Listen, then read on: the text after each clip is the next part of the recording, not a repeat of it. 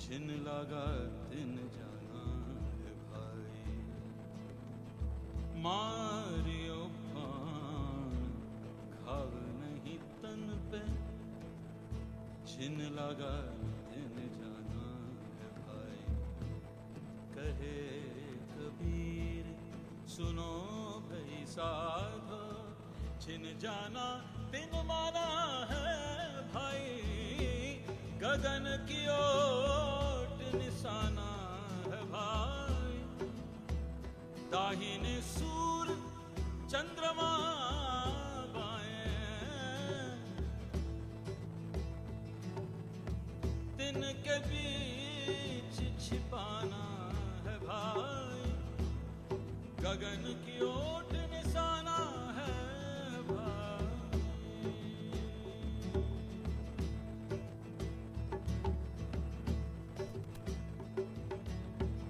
जरा कर जोर सीने पर के, तीर पुरसित निकले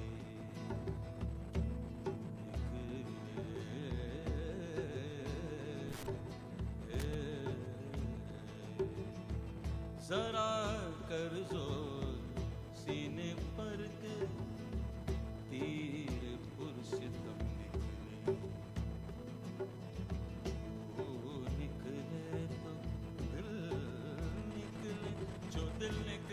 तो दम निकले। हजारों ख्वाहिशें ऐसी कि हर ख्वाहिश पे दम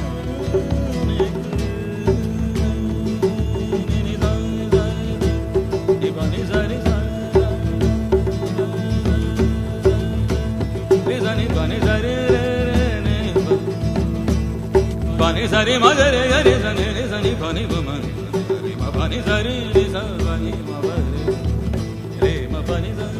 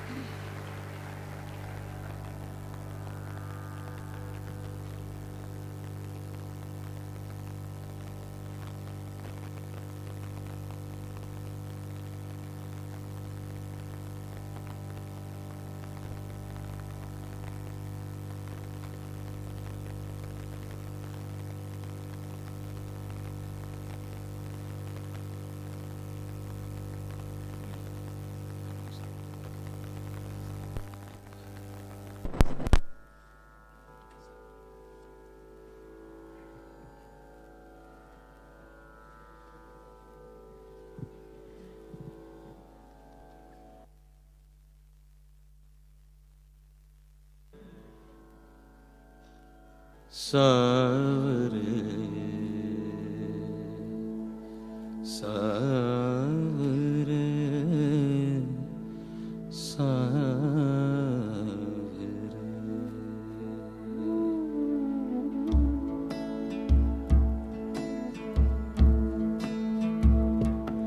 आए हैं सावरे ओ मेरे गाँव रे, मिली एक छारे न जाओ सावरे।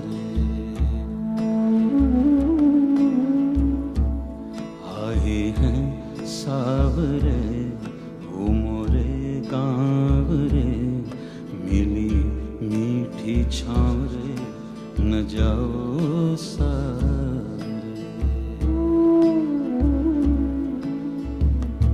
आसमान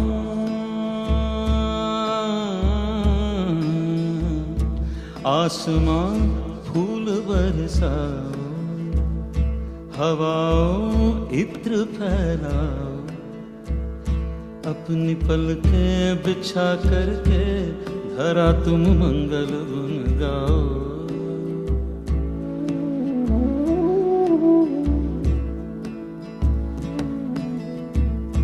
आसमां फूल बरसाओ, हवाओं इत्र फैलाओ, अपनी पलकें बिछा करके धरा तुम मंगल गुन गाओ।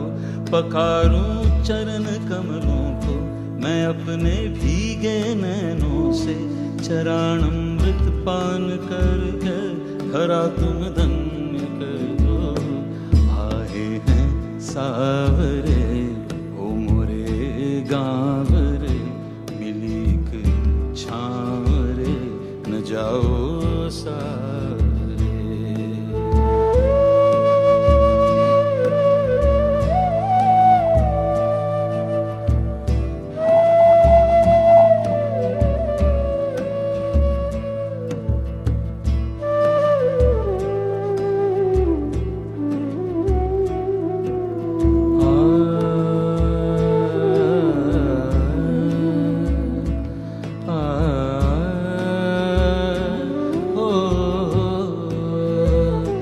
निशा तुम कोमल हस्तों से, निशा तुम कोमल हस्तों से, इन्हें काजल लगा देना। शशि इन भव्य बालों पे चंदन तिलक सजा देना। निशा तुम कोमल हस्तों से, इन्हें काजल लगा देना। शशि इन भव्य बालों में चंदन तिलक सजा देना। मुखड़ाए तेजो मंडित है रवि तू न शर्माना। मुखड़ाए तेजो मंडित है रवि तू न शर्माना। इन्हें जगलाने देना तुम नभ में अपना ठिकाना। आए हैं सावरे मोरे गाँव रे, मिलीक छाँव रे, जाओ सावरे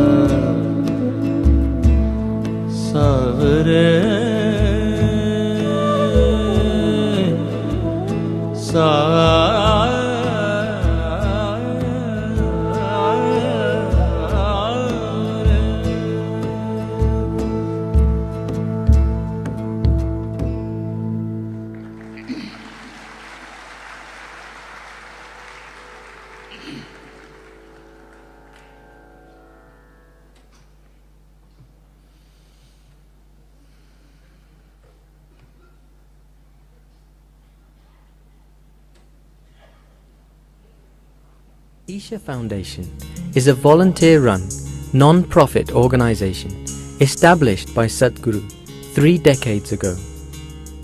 The Isha Yoga Center is situated at the foothills of the sacred Velingri Mountains, also referred to as the Kailash of the South.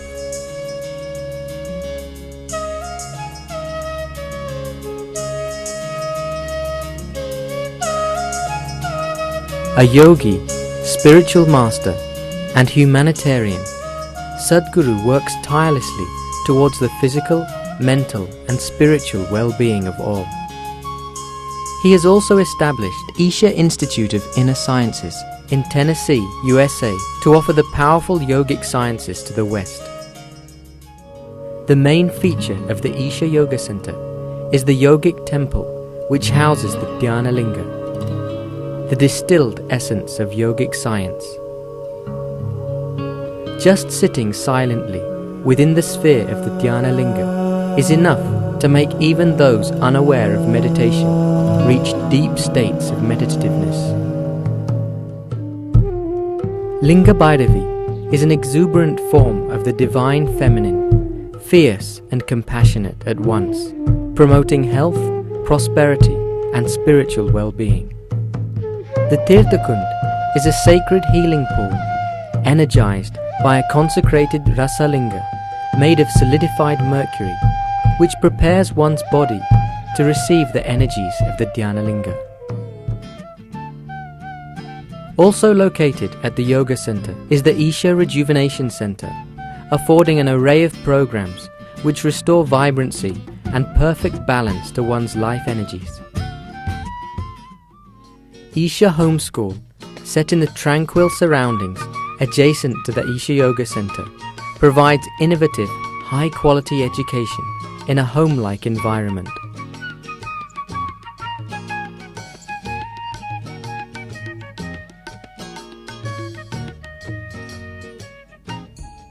The essence of the ancient science of yoga is offered to people all around the world through the inner engineering programs.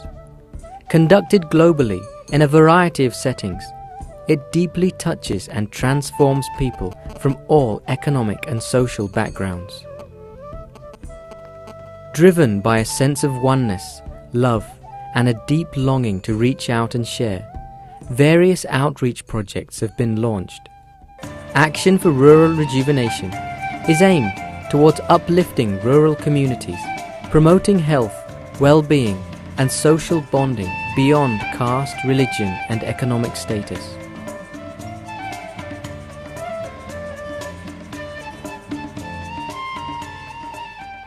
Isha Vidya offers easily affordable English medium education in the rural areas of Tamil Nadu and seeks to establish over 200 schools through the state in the coming years.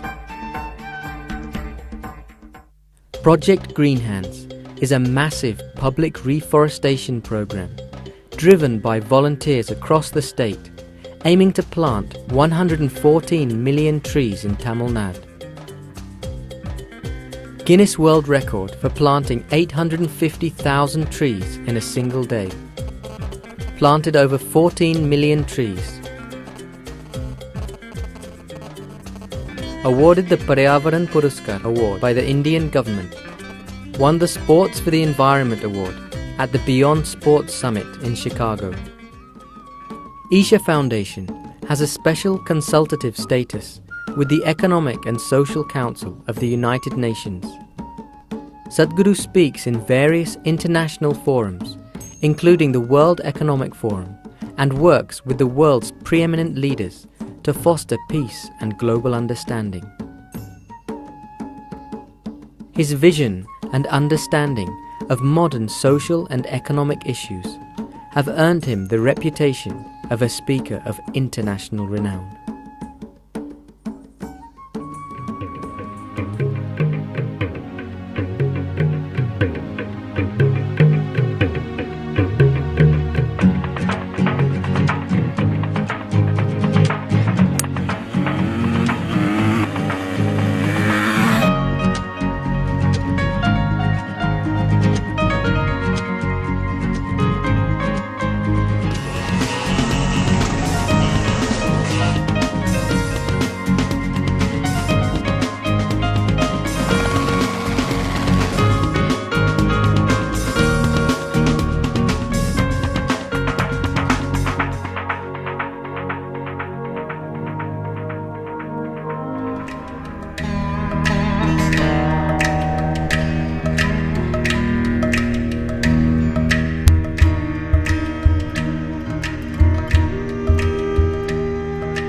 How do I describe Sadhguru, who once and still is my friend, that one being that is there beyond the friend, the being that is there beyond his eyes, beyond his clothes, beyond his ashram, beyond even all the love that people give him.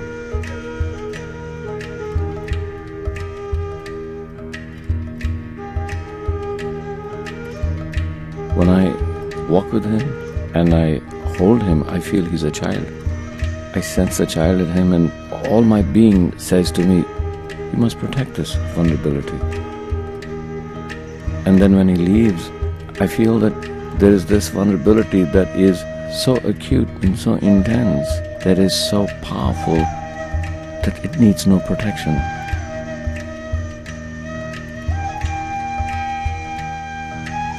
By bearing himself, by giving himself to everybody and everything in every act of creation around him, and merges with that which is eternal And in that merging, there is no need for protection except in my mind. How do I protect him? So the experience of being with Sadhguru can only be described in one very inadequate, misunderstood word called love. Love not in the form that we all look at it, but love as in complete surrender. Love as in complete compassion. Love as in compassion not for every other being, not for any time, but for every act of creation. When you get into your world, people ask you, is he your guru? And I say, no, that's just a word. Is he your friend? Of course he is, but that's just a word. Beyond statements, beyond love, beyond words, beyond even yearning, there lies somewhere there an access point to something that is eternal.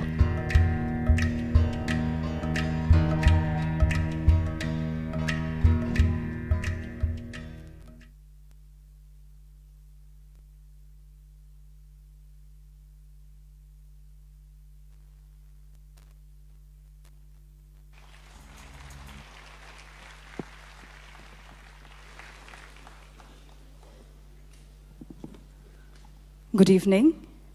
On behalf of Isha Foundation, I would like to welcome all of you, those who are here today in this hall, and also millions of others who are joining us through different parts of the world through the webcast, to a very special evening. This evening, we have Anupam Kher engaging Sadhguru in a conversation. The conversation will last until 9 o'clock, following which both Sadhguru and Anupam Kher will be happy to take questions if you have any over the next 30 minutes. But to set the context for this conversation, we first have the launch of a very special book. It's called You, Sadhguru Jaggi Vasudev, A Spiritual Possibility. This book has been described as not just inspirational, but what is really possible with a human birth. It's a fascinating pictorial window into Sadhguru's life and work, and it has been beautifully woven together, very captivatingly woven together by Pallavi Gupta, the author. But before that, I would like to share with you what actually went into the making of this book.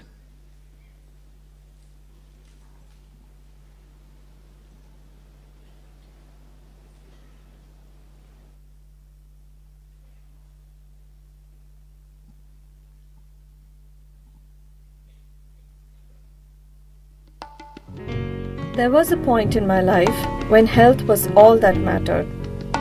And it was the only reason why I entered an Isha Yoga class 4 years ago. But even before the class could end, I knew I was onto something much more profound than the concerns of my health. Doing a program with Sadhguru made me connect with life in a way that I had never connected with life before. Sadhguru's answers will open up. For more information, log on to inconversations.com. I knew I was onto something much more profound than the concerns of my health. Doing a program with Sadhguru made me connect with life in a way that I had never connected with life before. More importantly, I had never met someone with such intensity. And as I discovered him, I realized he was the only person on whose life I would be interested to write.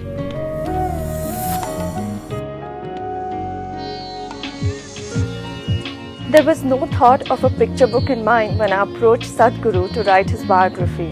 He told me I was too late because it was already nearing completion. So I wondered what to do, and he leaned forward and said, "There are all these pictures lying in the archives. Why don't you try and do something with them?"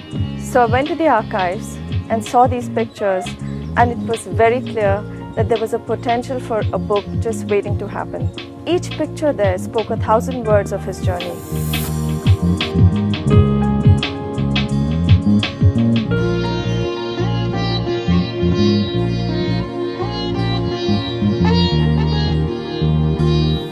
And all I had to do was somehow find a way to weave them together in such a manner that the essence of this life could be brought forward in form of a book. What emerged was the most incredible expanse of life. There were pictures that reflected him in his organic form, raw, earthy, and there were pictures that reflected a sense of friendliness, compassion.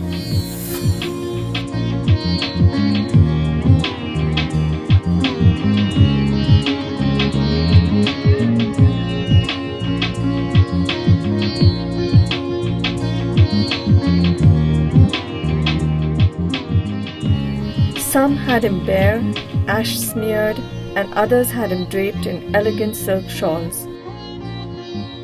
Here was a life that could enjoy the luxuries as he immersed himself in a game of golf and also abandon himself to a cave without food or water and dissolve in bliss.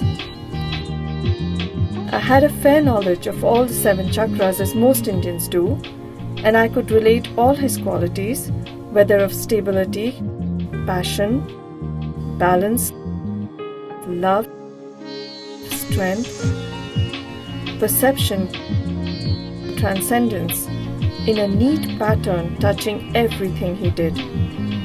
So I divide these pictures in their various facets, and as a result, a book formed quite effortlessly, with every page revealing itself as I went along.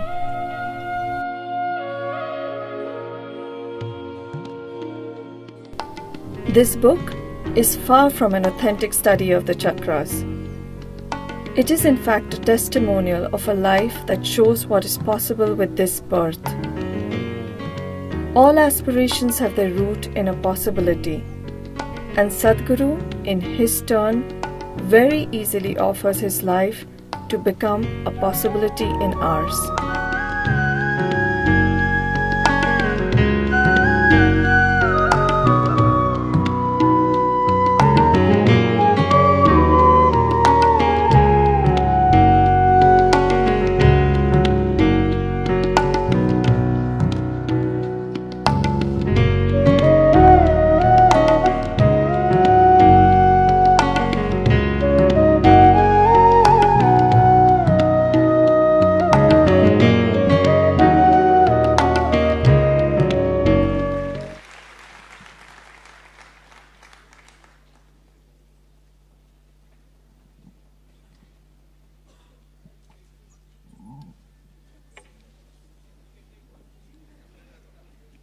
Good evening, everyone. I'm facing such a large audience for the first time, so please bear with me. I met Sadhguru a few years ago, and my life changed so dramatically that it was challenging to keep up with all the changes. He was like this gust of wind that just spun me for 4 years, making me work very hard on my yoga, helping me access the depth of my being, and letting me notice how easy life becomes by one's own personal transformation. It was only 3 weeks ago, when I was surfing on the internet, that I fell upon the word Sadhguru blog at the corner of the Isha Foundation website. And I read these blogs one by one, each one of them, throughout the night. And I realized that there was so much life within his life. So intense was his living that all at once, more trees grow, more children have a better future, more unhealthy access health, more places become consecrated, and definitely more people practice yoga. And that's just on the surface. Sadhguru is not just inspirational. He is a living example of how effective the human birth can be. What he does with his hands, what he does with his ideas, It changes even destinies. Every single day, he leaves this planet in a much, much better way. And that too while looking so good. I have only made a very small attempt to present this living example to the reader through some astonishing pictures and some simple words. They say that the knowledge of what is possible is the beginning of happiness. Here in this book lies what is possible, a possibility, yours and that of a master's. We have chosen the theme of this book to start today's conversation with Sadhguru, and I really can't think of a better person to do this than Anupam Kher. This book is a product of the love of many people. This event is an outcome of the love of so many people. They will always have my gratitude. I bow to them. Thank you very much for being here, and enjoy the evening.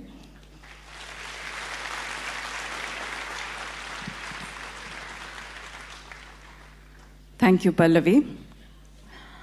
Anupam Kher is not a name that needs any introduction. Apart from being one of the finest actors of our times, who has, besides his 400 films and 100 plays, has several credits. Having been conferred the Padma Shri and the Dalai Lama Award, he is the founder of Anupam Kher Foundation that works for creating a better future for the underprivileged children. Since the last few years, he's also been invited to some of the finest universities and multinational companies of the world for giving motivational speeches. He's also the chairman of one of India's leading acting schools called Actor Prepares. It is our privilege to have him amongst us today. May I welcome Anupam Kher on stage.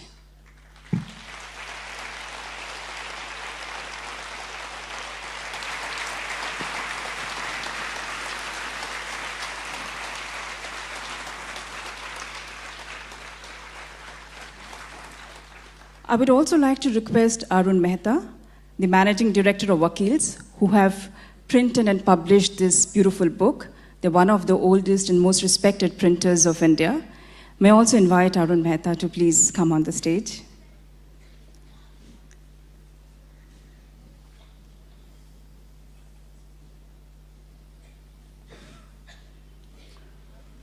Looks like Arun Mehta is probably caught in the traffic jam that's held up many others as well.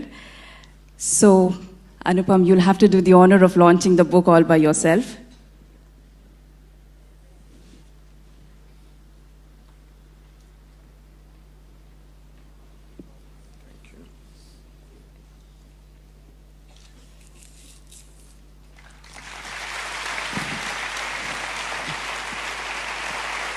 Come.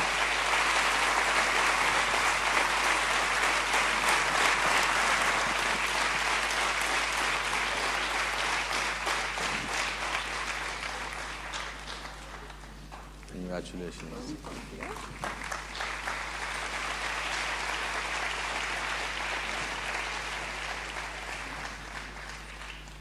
Thank you, Anupam ji. May I now invite Sadhguru onto the stage.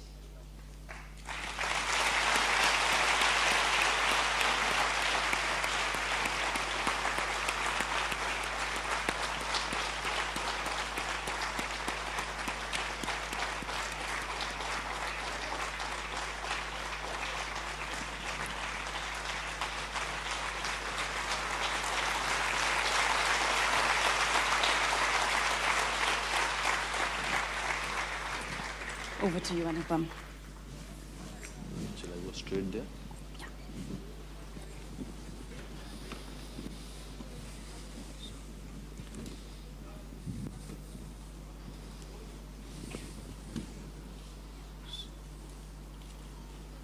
Betty.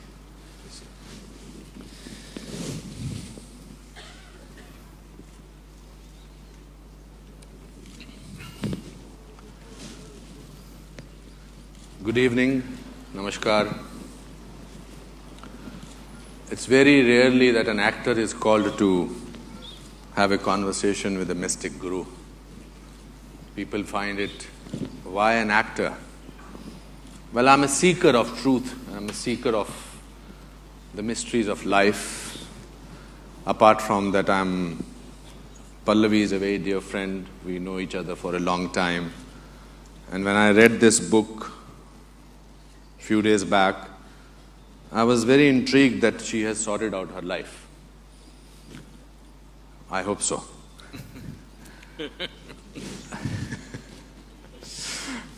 Sadhguru has a very mischievous laughter to that she thinks that she has sorted her life. So before I go further, I would like to read a few lines from her preface, which sort of made me very intrigued about this. It's a 2-page, but I'm reading 3 paragraphs. Sadhguru once asked me if there was anyone who could manage me. Perhaps he asked me this to make me see that some of my tendencies were stubborn and self-harming, in spite of such a glorious exposure to the spiritual dimension of life. I clearly remember wanting to keep quiet, but suddenly in the silence that built inside me, following this question came a realization in the form of an answer, and instead I found myself saying one word, you. For it was he who had managed me in a way that I could think clearly and live without fear. It was he who had managed to make me laugh at myself and make me cry at the stillness of a sky. It was he who had me experience patches of bliss spread into pastures, but most importantly, it was he who had made me go beyond myself through yoga and help me find in my broken body a tremendous spiritual opportunity. I was driven to write this book as a pictorial testimony to Sadhguru's spiritual possibility in our lives. I have often stopped to question myself if I could even come close to expressing the potential of his extraordinary life in printed pages. But considering the human condition on this planet, I had little choice but to try. After all, if there is one thing that lends complete sense to living, it is a spiritual experience. It is what makes a human seek the truth of life. May these pages lead you to a step closer to it. This is what Pallavi feels. For our overseas people who are watching this on web, this is me, Anupam Kher, in conversation with Sadhguru. I haven't spoken yet. You haven't spoken. And I'm also delaying it because my wife is stuck in the traffic. I have to go back to home with her. And she says, if you start without me, don't come back home. So, and I'm looking for the paper that I had written my questions on. And some money will come out. Okay. You see, I must clarify beforehand that my questions do not need to necessarily make me out to be an intelligent man. I don't want to be intelligent or to be taken so seriously that that's Sadhguru's responsibility to answer them.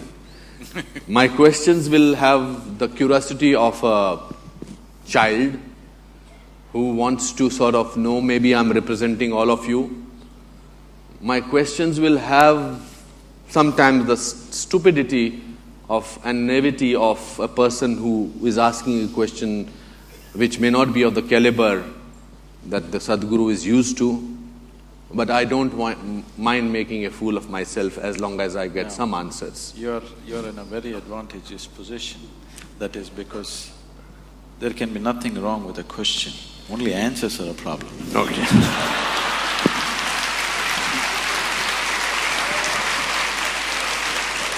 So it's advantage you, the very beginning. Great. Let's start with my first question, which is I'm very curious. why do mystical spiritual gurus have to grow a beard?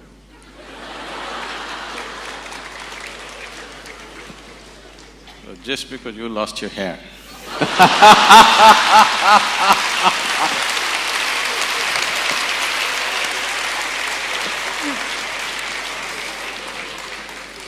Now,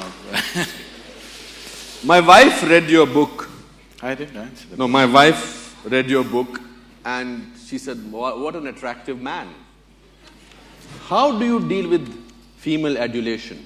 That's why I covered myself. No, no. I'm curious to know.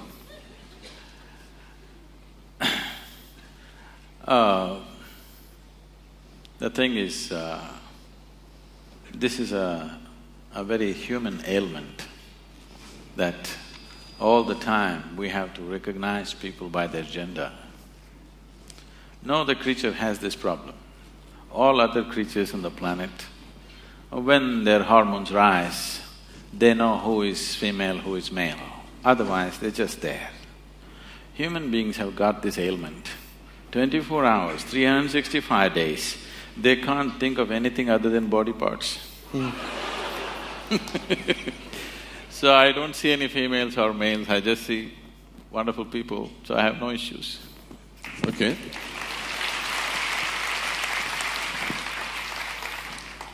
There's a very intriguing… people make these great prophecies about world coming to an end, etc. Will the world come to an end in 2012?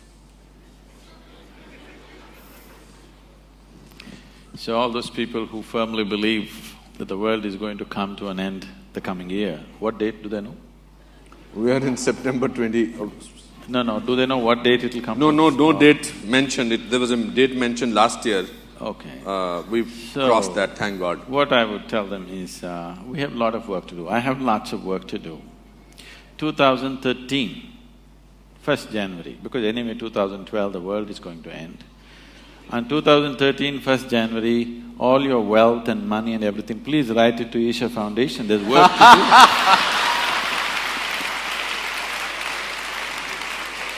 The world is anyway going to end, what are you going to do with your money? So for them this is just an entertainment. They don't believe enough to give away everything and get ready. They just want to play with it. All vain minds are always looking at prophecies.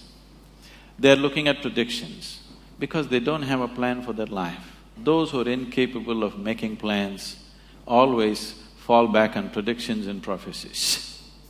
Yeah, but I will just request to give me 2% of that money that goes to your foundation. Why have you named your foundation Isha Foundation? I have no idea. The name, you mean? The name Isha Foundation. The word Isha literally means that which is in charge, or that which is the source of creation, or unmanifest or formless divinity is referred to as Isha. If you give it a form, it becomes Ishwar.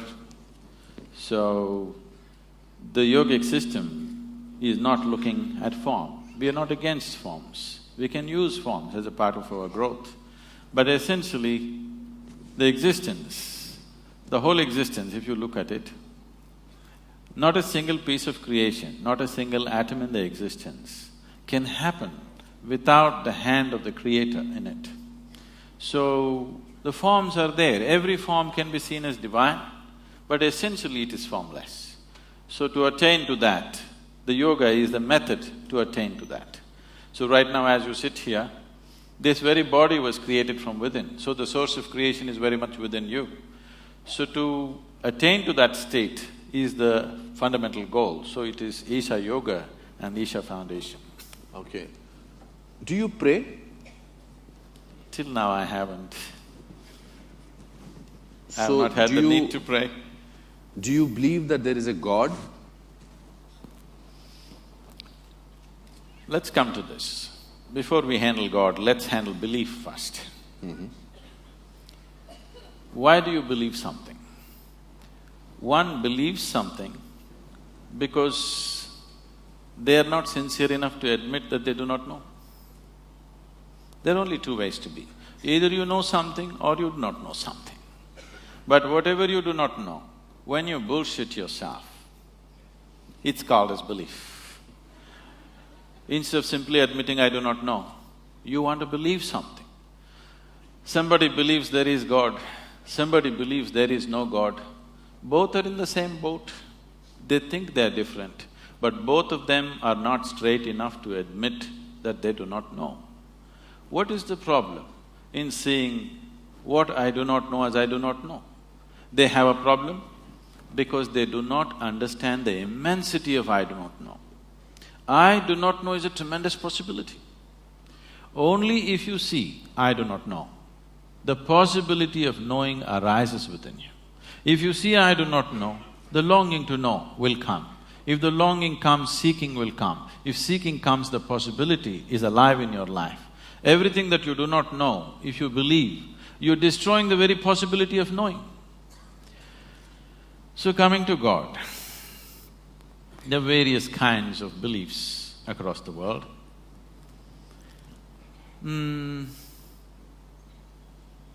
It's like this. There were two young boys, very energetic. When young boys are very energetic, they tend to be constantly in trouble, you know. So these two kids are always in trouble, two brothers. The parents are very embarrassed that the whole neighborhood is discussing their children. They want to fix them. It's easy to reproduce, but you don't know how to fix your children, do you? So they decided to take them to the local parish priest. They decided to take the younger boy first because together they're strong. They took the young boy, made him sit in the priest's office and they left. The priest walked in. With his long robes, he walked up and down, creating the necessary drama, you understand? Because drama is needed for effect. Absolutely. So he was setting up… We are on the stage. Yes. He was setting up the situation and the little boy was doing the ping-pong act, watching the priest moving around. And in mid-stride, he worked out a strategy. If I remind this little fellow that God is within him, all his mischief will go. This is the whole problem. People who have never raised children, they have fabulous ideas about how to do it. People who have raised children, they know no damn idea works. If you have the love and commitment, you wait out the problems, otherwise you suffer. That's all there is. But I think maybe when people are enlightened, they don't think that there is a God existing. No. There are people who are not enlightened. There are people who don't have enough money to sort of… they have to depend on somebody. They say that… Let me finish the joke. Sorry? Let me finish the joke. Okay. My problem is that I can't hear you what you are saying. There is something with with the speaker. The monitors, please, if you can do something. No, I need to do something about this because I'm not able to hear what you are saying. Okay. So, I don't know how do we go about it. Some speaker has to turn this side so that I can hear what exactly are you saying. So is there anybody from the technical team who can do that? Turn the music monitors this side, please. Yeah, is it good? Hello? Yeah. Yes. Thank you. Thank you, sir. So the priest worked out a strategy, how to get the mischief out of this boy. He thought if he reminds him God is within him, all the mischief will go. So he stopped mid-stride and in a booming voice he said, "Where is God?" The boy looked bewildered, looked all over the office because if God is, he must be somewhere in the priest's office. So then the priest saw the boy not getting the point. So he leaned on the table. He wants to give him a clue. So pointing at the little boy, he asked, "Where is God?" The boy looked even more bewildered and looked under the table. Then the priest thought, okay, he's not getting it, he wants to give him a proper clue. So he walked around the table, came to the boy, tapping on the little boy's chest. He asked, "Where is God?" He's telling him it's here. The boy just got up and bolted out of the room, ran to the place where his elder brother was, and he said, "We are in real trouble." The brother asked, "Why, what happened?" He said, "They lost their God and they think we did it."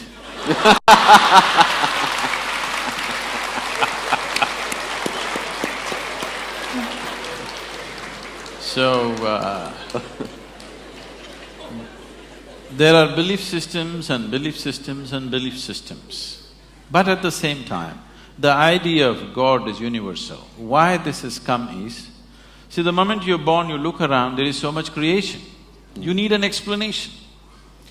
So you look at your mother thinking she could have done it. Well, she delivered you, but she can't do the planet, you know. You look at your father, he doesn't look like that. You look at many other adults, they don't look like that. So you need an answer. You ask somebody who's little larger than you. Instantly they say, there is somebody up there who is doing all this. But see, we are sitting in a round planet, aren't we? Are we? We're sitting in a round planet, not even in the North Pole, at a certain latitude, and the planet is spinning. If you look up, you obviously look up in the wrong direction. Every time you thought Upar Wala and looked up, you're completely looking in the wrong direction. I don't know how many prayers went waste like this.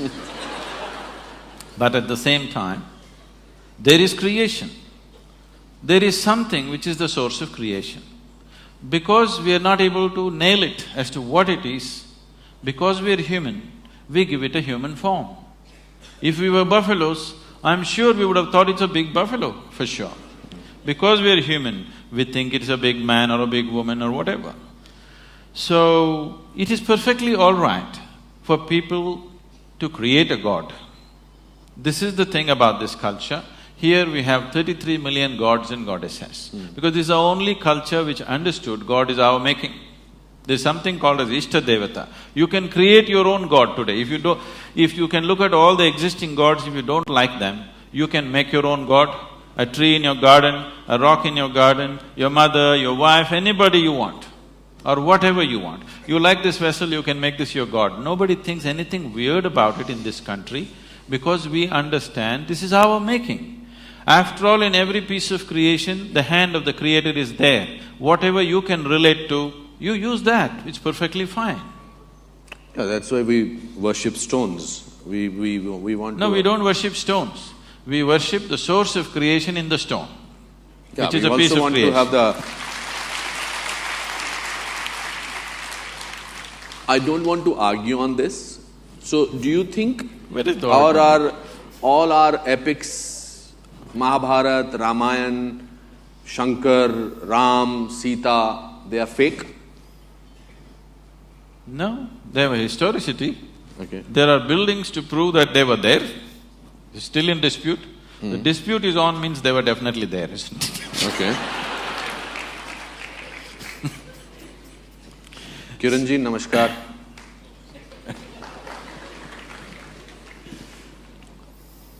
No, I will still want to probe a little further on this topic. We have major mandir, masjid issue, Ayodhya issue, etc., etc. We are still fighting about that. So, why is all that fighting going on? If there is no God, or if there is a I did not belief. say that. No, you said there is a belief, people needed somebody as a belief of God. All the fight in the world is not between good and evil as people project it to be. All the fight in the world is between one man's belief versus another man's belief. If you saw, I really do not know, you wouldn't fight with anybody.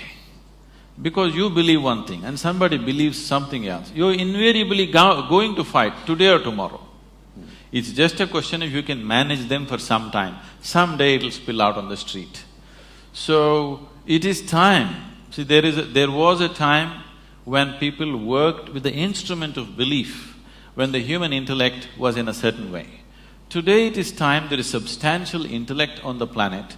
Today it is time that we establish a certain level of seeking in a human being rather than just pumping him up with belief. Why do people believe you?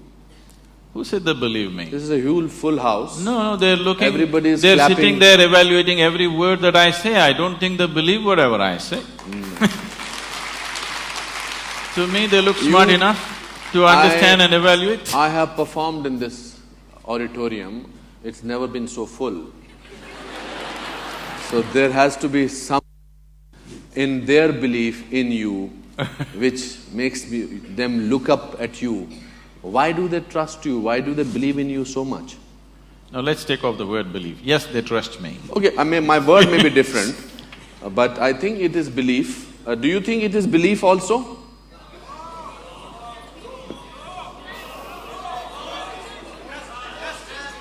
Okay, just a minute. Give me some. People who think over here that you have full belief in Sadhguru, raise your hands. There are some people, okay. Okay, Kiranji is also one of them. Do you think that Sadhguru has powers which you don't have?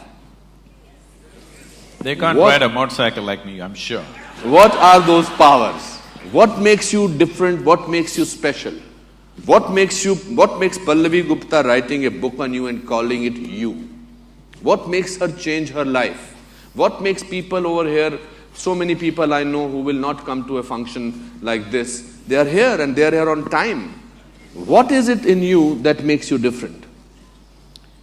Because they know if they don't come on time, I won't let them in. But they dare not do that. So what makes you different? Also, I read in the book that at the age of 9 or 10, you wanted to find out things.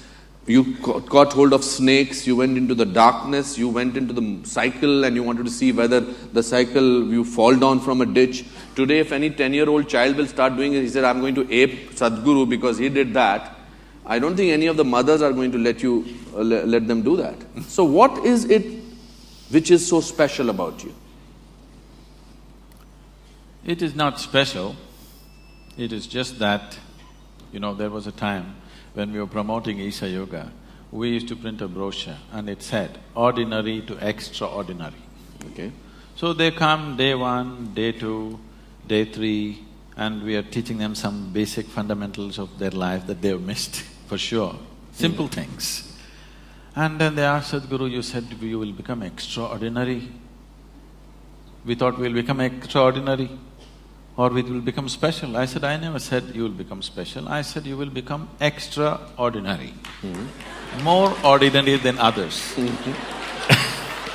Everybody is desperately trying to be special. When you don't try to be special, when you just live as life is, that you don't try to make yourself special, because wanting to be special is coming from a certain an emptiness or a certain inadequacy within a human being. Where is the need to be special? Every human being is unique in his own way. If he tries to be special, he will only end up aping somebody, he will not be himself. So, when the life is unique, every leaf on the planet is unique, every atom in the existence is unique, where is the need for you to be special? Being unique is better than being special, isn't it? So what is different? It is not a question of something being different, it is just this. See, the very nature of the existence is like this, the very nature of what's happening around you is like this. If you convert if you convert mud into food, we call this agriculture. It's the same mud.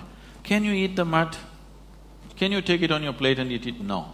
But if you wait, you put a seed and wait, the same mud becomes food, and how we value it and eat it. But it is something else, but when you eat it, it becomes flesh and bone, it becomes you, and it's so valuable for you and so many other people. So this is the way of the life. What is filth will become a flower, if only you mature it in the right direction. This flower, its beauty and its fragrance comes from filth. The more filth you put at the root, better the flowers will grow.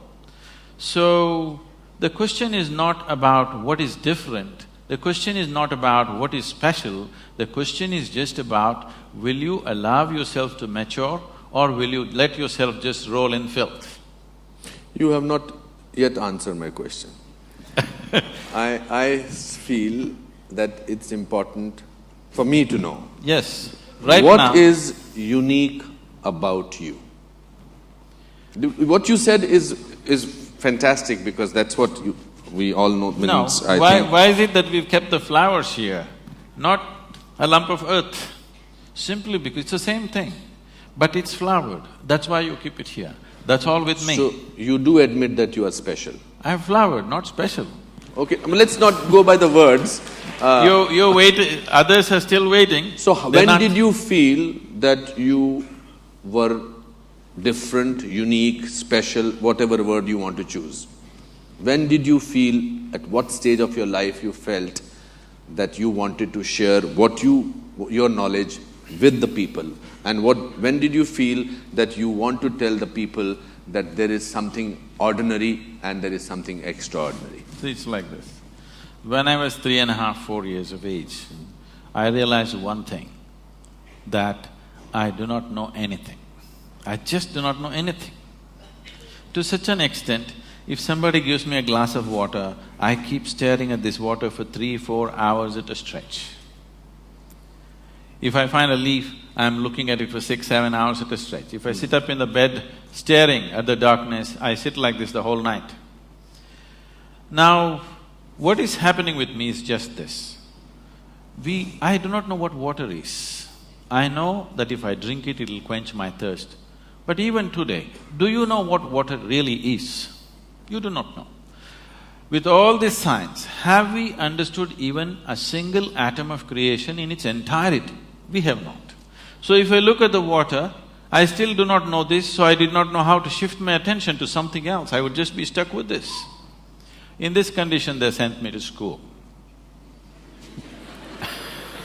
Yes, I read that quote about you going to the school. So I went and stared, paying absolute attention to the teachers. The kind of attention nobody would have paid them, total attention. Initially I heard their words, I understood what they were saying. After some time, I realized they were only making sounds, I was making up the meanings in my head. Even now, I'm only making sounds. Because you assume you know English language, you're making up the meanings, isn't it? I am trying to. If I suddenly speak in Tamil or Telugu or something, I would be just making sounds as far as you're concerned. So once I realized that they're only making sounds, I'm making up the meanings, I stopped making meanings. I just looked at them. Suddenly the whole thing became so amusing, somebody going on making noises. So a big smile spread on my face. They were not amused. So after some time, I wouldn't even hear the sounds. I would just see all kinds of, things, reverberations happening around the teacher. After some time, I wouldn't even see them. I wouldn't know that they exist, but I would be still staring. So my schooling passed like this. So about 2 years ago, 2.5 years ago, the school where I studied over 4 decades ago, they came to invite me for their 125th anniversary. They were inviting all the prominent alumni of the school. So they came and invited me. I said, see, why me? Because I was not just a not good student, I was not even a student. I only went there when it was really necessary. So they said, no, our school has produced union ministers, our school has produced film stars, our school has produced cricket stars, you are the only mystic, you have to come. So I went. So I went and stood up in the quadrangle to speak the same oppressive buildings, and I looked at this classroom, suddenly this came back to my memory. I was 11 or 12 years of age. As usual, I was paying absolute attention to the teacher, but I don't hear a word of what he says. So teacher is trying to get a response from me. 35-40 minutes he tried very hard. He couldn't get a word out of me because I don't hear what he's saying. Then he held me by the shoulders, shook me violently and said, you must either be the divine or the devil. I think you're the later. So till then my problem was, what is this, what is that, what is that, what is this? I knew nothing. But there was one constant, this is me. This was clear. Suddenly this guy confused me. Is this divine, is this devil, what the hell is this? So I tried to stare at this. I couldn't, so I closed my eyes and sat. When I just sat there staring, my dear father, being a physician, he started thinking I need psychiatric evaluation. So the moment I closed my eyes and sat, the same people who thought I need psychiatric evaluation started saying, he's becoming a yogi. I'm telling you the secret. Okay. I was staring at somebody, they thought I need psychiatric evaluation, I was staring at something or somebody. The moment I start staring at myself, they said he's a yogi. So I started staring at myself with my eyes closed, looking for hours on end, days on end. Then, I got into my youth and so many things happened, finished my university somehow and got into a business, and one afternoon, I come from Mysore, where at least at that time the tradition was like this. If we want to test our motorcycles, we ride up Chamandi Hill. Yes. You've been there? Yes. If you want to trek, we go up Chamandi Hill. If you want to have a party, we go up Chamandi Hill. If you fall in love, we go up Chamandi Hill. If you fall out, you have to go. If you have something to do, you have to go up Chamandi Hill. If you have nothing to do, that's a place. So one afternoon I had nothing to do, so I rode up Chamandi Hill, parked my vehicle there and climbed up to a place. I know this place, the whole hill very, very well. So I sat on a rock, my eyes were open. I did not even close my eyes. Till that moment I always thought, this is me, that is somebody else. I have no issue with that somebody, but this is me, that's somebody else. Suddenly I did not know which is me and which is not me. What was me was just all over the place. The very air that I breathe, the rock that I sit on, the atmosphere around me, just everything was me. I thought this madness lasted for about 5–10 minutes, but when I came back to my normal senses, 4.5 hours had passed. For the very first time in my adult life, tears were flowing. Me and tears were impossible. I looked like this. My shirt is wet, to that extent tears are flowing. I've always been happy and peaceful, that's never been an issue. But every cell in my body was bursting with ecstasy. I did not know what hit me. When I shake my skeptical head and try to figure what's happening, the only thing that my mind could tell me is maybe I'm going off my rocker. The closest friends around me, when I said something is happening to me, look at me, they said, what did you drink? What did you take? This is all they could ask. So, I did not know what I hit. I did not know what happened to me. All I knew is, I have hit a gold mine, I don't want to lose it. So if I sat down, I would be just simply dripping ecstasy like this. To a point, I think it's 2 minutes, 7 hours, 8 hours have gone. Once I sat down like this, and I thought it's 25–30 minutes. And when I opened my eyes, there were garlands around me, people pulling my legs, Indian tradition. And somebody asking how to do his business, somebody asking when his daughters will get married. And I thought, what happened? Where did these people come from? I've been sitting there for 13 days. I thought it's 25–30 minutes. Oh. Because I just lost sense of time. If I sit like this, time just flies off. You must know this, every human being knows this by their experience. See, on a particular day, if you're extremely happy, that day just flies like a moment. Correct, absolutely. If you're depressed, one day flies like an eon. Correct. Isn't it? So if you're absolutely ecstatic, you will see hours and days will slip like moments. You won't know any sense of time. And body will not know, mind will not know. It just… only people around you know that time has passed, but you just have no consciousness about time. So, then I thought it's so simple. If I sit here, I'm bursting in ecstasy. What's the problem? I'm going to rub it off on the whole world. It's 30 years now. Next year, 2012 is going to be 30 years. And see, I became like this. Still, people are attached to their misery, they haven't given it up. We have touched a few million people. Today I can say that a few million people, if they close their eyes, tears of ecstasy will flow out of them every day. They're like that, millions of them. But millions are not still the world. So as a part of this, now I decided, if people don't want to live in ecstasy, at least let them die in peace. So we brought in another level of spiritual process, very simple, that everybody can do, 1 drop spirituality for everybody. At least it'll let them die in peace. How do you… that's a wonderful story what you just spoke about, tears. How do you explain, if you have to explain spirituality to a common man who does not understand, how do you explain what is it being spiritual? See, what is physical about you you gathered, isn't it? You gathered over a period of time. Yeah. What you gather can be yours. I'll not dispute that now. Okay. But it can never ever be you, isn't it? Okay, if you can simplify that for me. See, right now, as I'm speaking, I take this vessel and say, this is my vessel. All of them will think, oh, Sadhguru's got a problem. But I have a reputation of being wise, so they will wait. Let's see. But after some time I say, this is me, then they'll say, let's go. Because this is a clear sign of insanity. This is happening to you every day. See now that water, is that you? I feel like doing this. That water, it's not you, but you drink it and it becomes you, isn't it? So what is not you is becoming you. What is not you cannot become you. You believe it's become you. Okay. How many…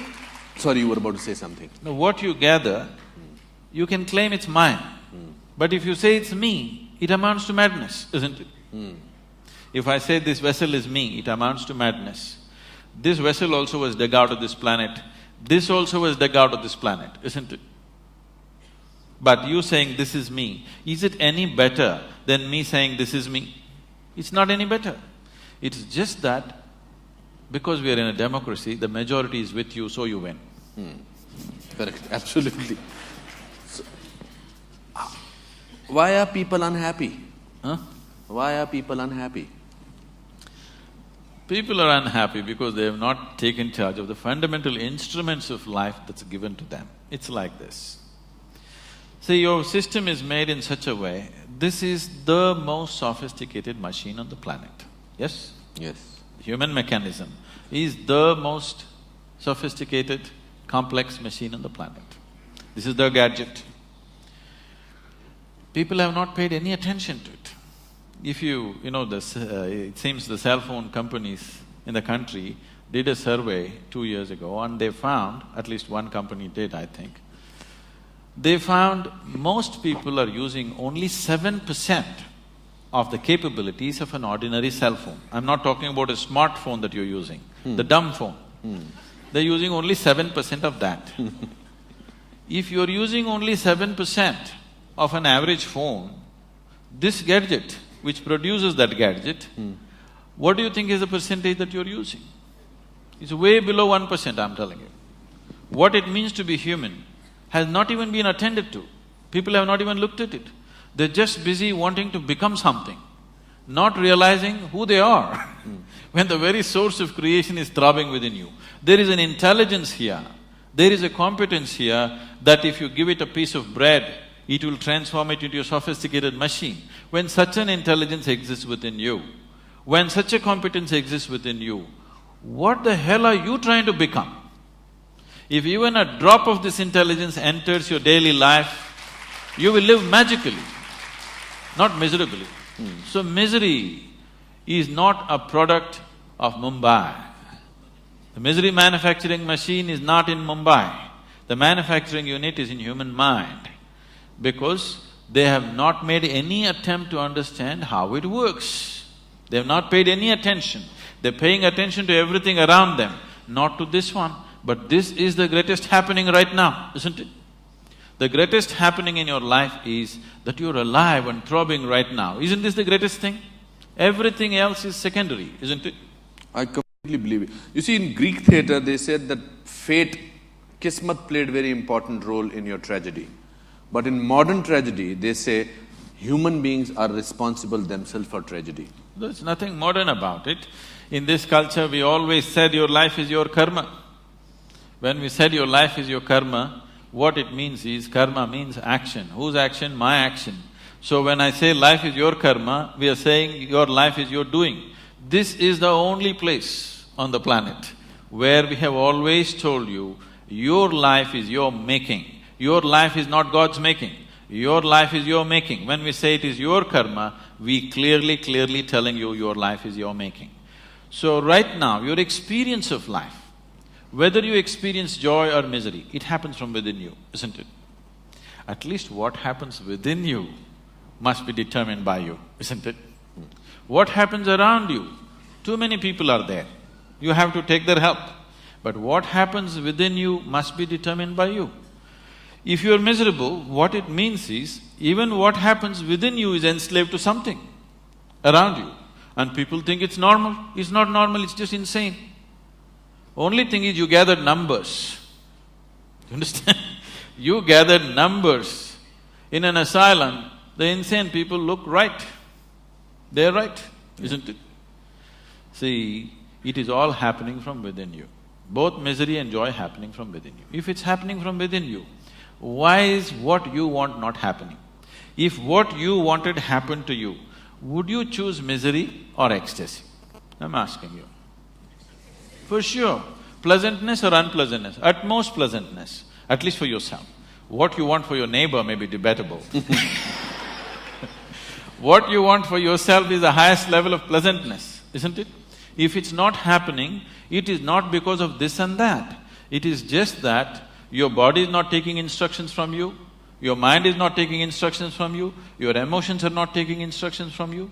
Nothing in this is taking instructions from you. When you say, this is my body, it is supposed to take instructions from you. When you say, this is my mind, it's supposed to take instructions from you. Can I tell you a joke? You're getting very serious. Please. On a certain day, Shankaran Pillai went to the bar to drink with his friends. He just thought he'll just have one shot and go home. But you know, once they have a little bit of drink, they become timeless like yogis. So, a few drinks happened, then he looked at the watch like this. It was 2 a.m. But the wife's rule at home is 8 p.m., he must be home. It's 2 a.m. He got really disturbed and he wanted to rush back home, so he thought he'll find a shortcut and started running through somebody's garden. And because of unknown terrain and also Drunk. all the things inside, he flipped over and fell into a rose bush, face down, got all scratched up, somehow found his way to the house. It took another 20 minutes to find the keyhole. He found that and just slowly crawled up and went into the bathroom and looked at himself. He looked a true mess. So he opened the medicine cabinet and wiped himself, took Band-Aid, fixed himself, then slowly crawled into the bed and slept. Morning 8 o'clock, the wife brought a bucket full of cold water, threw it on him and asked him to wake up. He got up. She said, "You fool, once again drinking." He said, "No, honey, since I promised you 6 months ago, I haven't touched a drop." She held him by the shirt, dragged him into the bathroom and showed him. All the Band-Aid was on the mirror. Now, this is the attitude people are taking. Right now, if this is feeling unpleasant, you want to fix that one. No, no, no. If this is feeling unpleasant, you need to fix this one, not that one.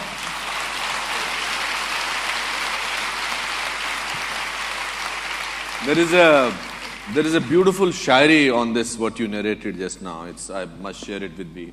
It says that umr bhar यूं ही गलतियां करते रहे, उम्र भर यूं ही गलतियां करते रहे, धूल चेहरे पर लगी थी, हम आईना साफ करते रहे.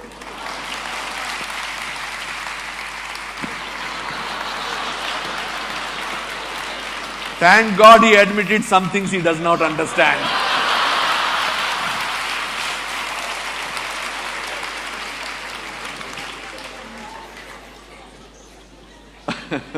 It's the language, not the poetry.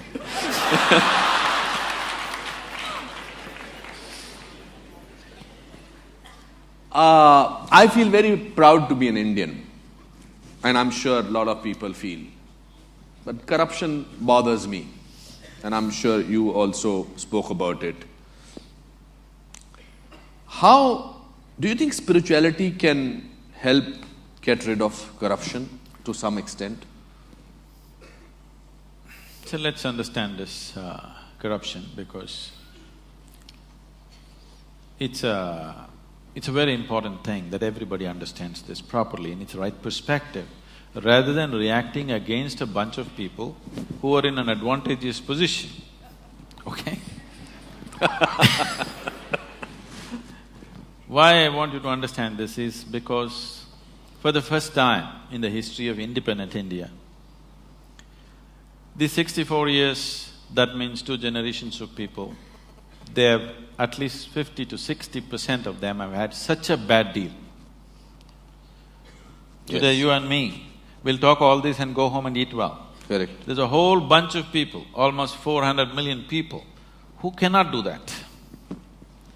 So, if we handle the next 5 to 10 years right, we can change that. It's a tremendous possibility which is on our threshold.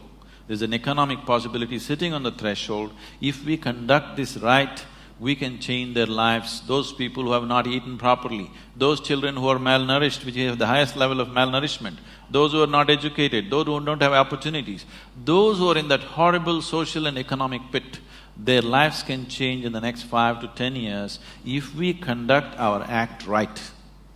Every Indian should understand this. It is not just about economy means stock market. It is about hungry people who will have food on their plate. Economy does not mean stock market, economy does not mean foreign cars coming into India, economy does not mean you wear better clothes or this and that. Improving economy means there will be no hungry children in the country, which is something all of us should do something about. And that possibility is being jeopardized. Wherever I go, I speak to various economic and political leaders around the world, everybody says, we want to come to India, India is a big possibility, but the humiliation of corruption, we can't bear it. Because it's not just about money, they're willing to pay a percentage and get the work done, but the humiliation that they put through on a daily basis, which we have gotten used to, they're not willing to go through that. They said, it doesn't matter if we don't do business, but we don't want to come there and go through all that rubbish. So, this possibility is being jeopardized by a handful of people, or it is wrong to say it's a handful of people, it's a nation full of corruption. Correct. Because how many people in Mumbai streets, if there is no policeman, will stop at the red light? I think only 10% will stop. So these 90% are corrupt people. If you make them the chief ministers and prime ministers, you know what they will do?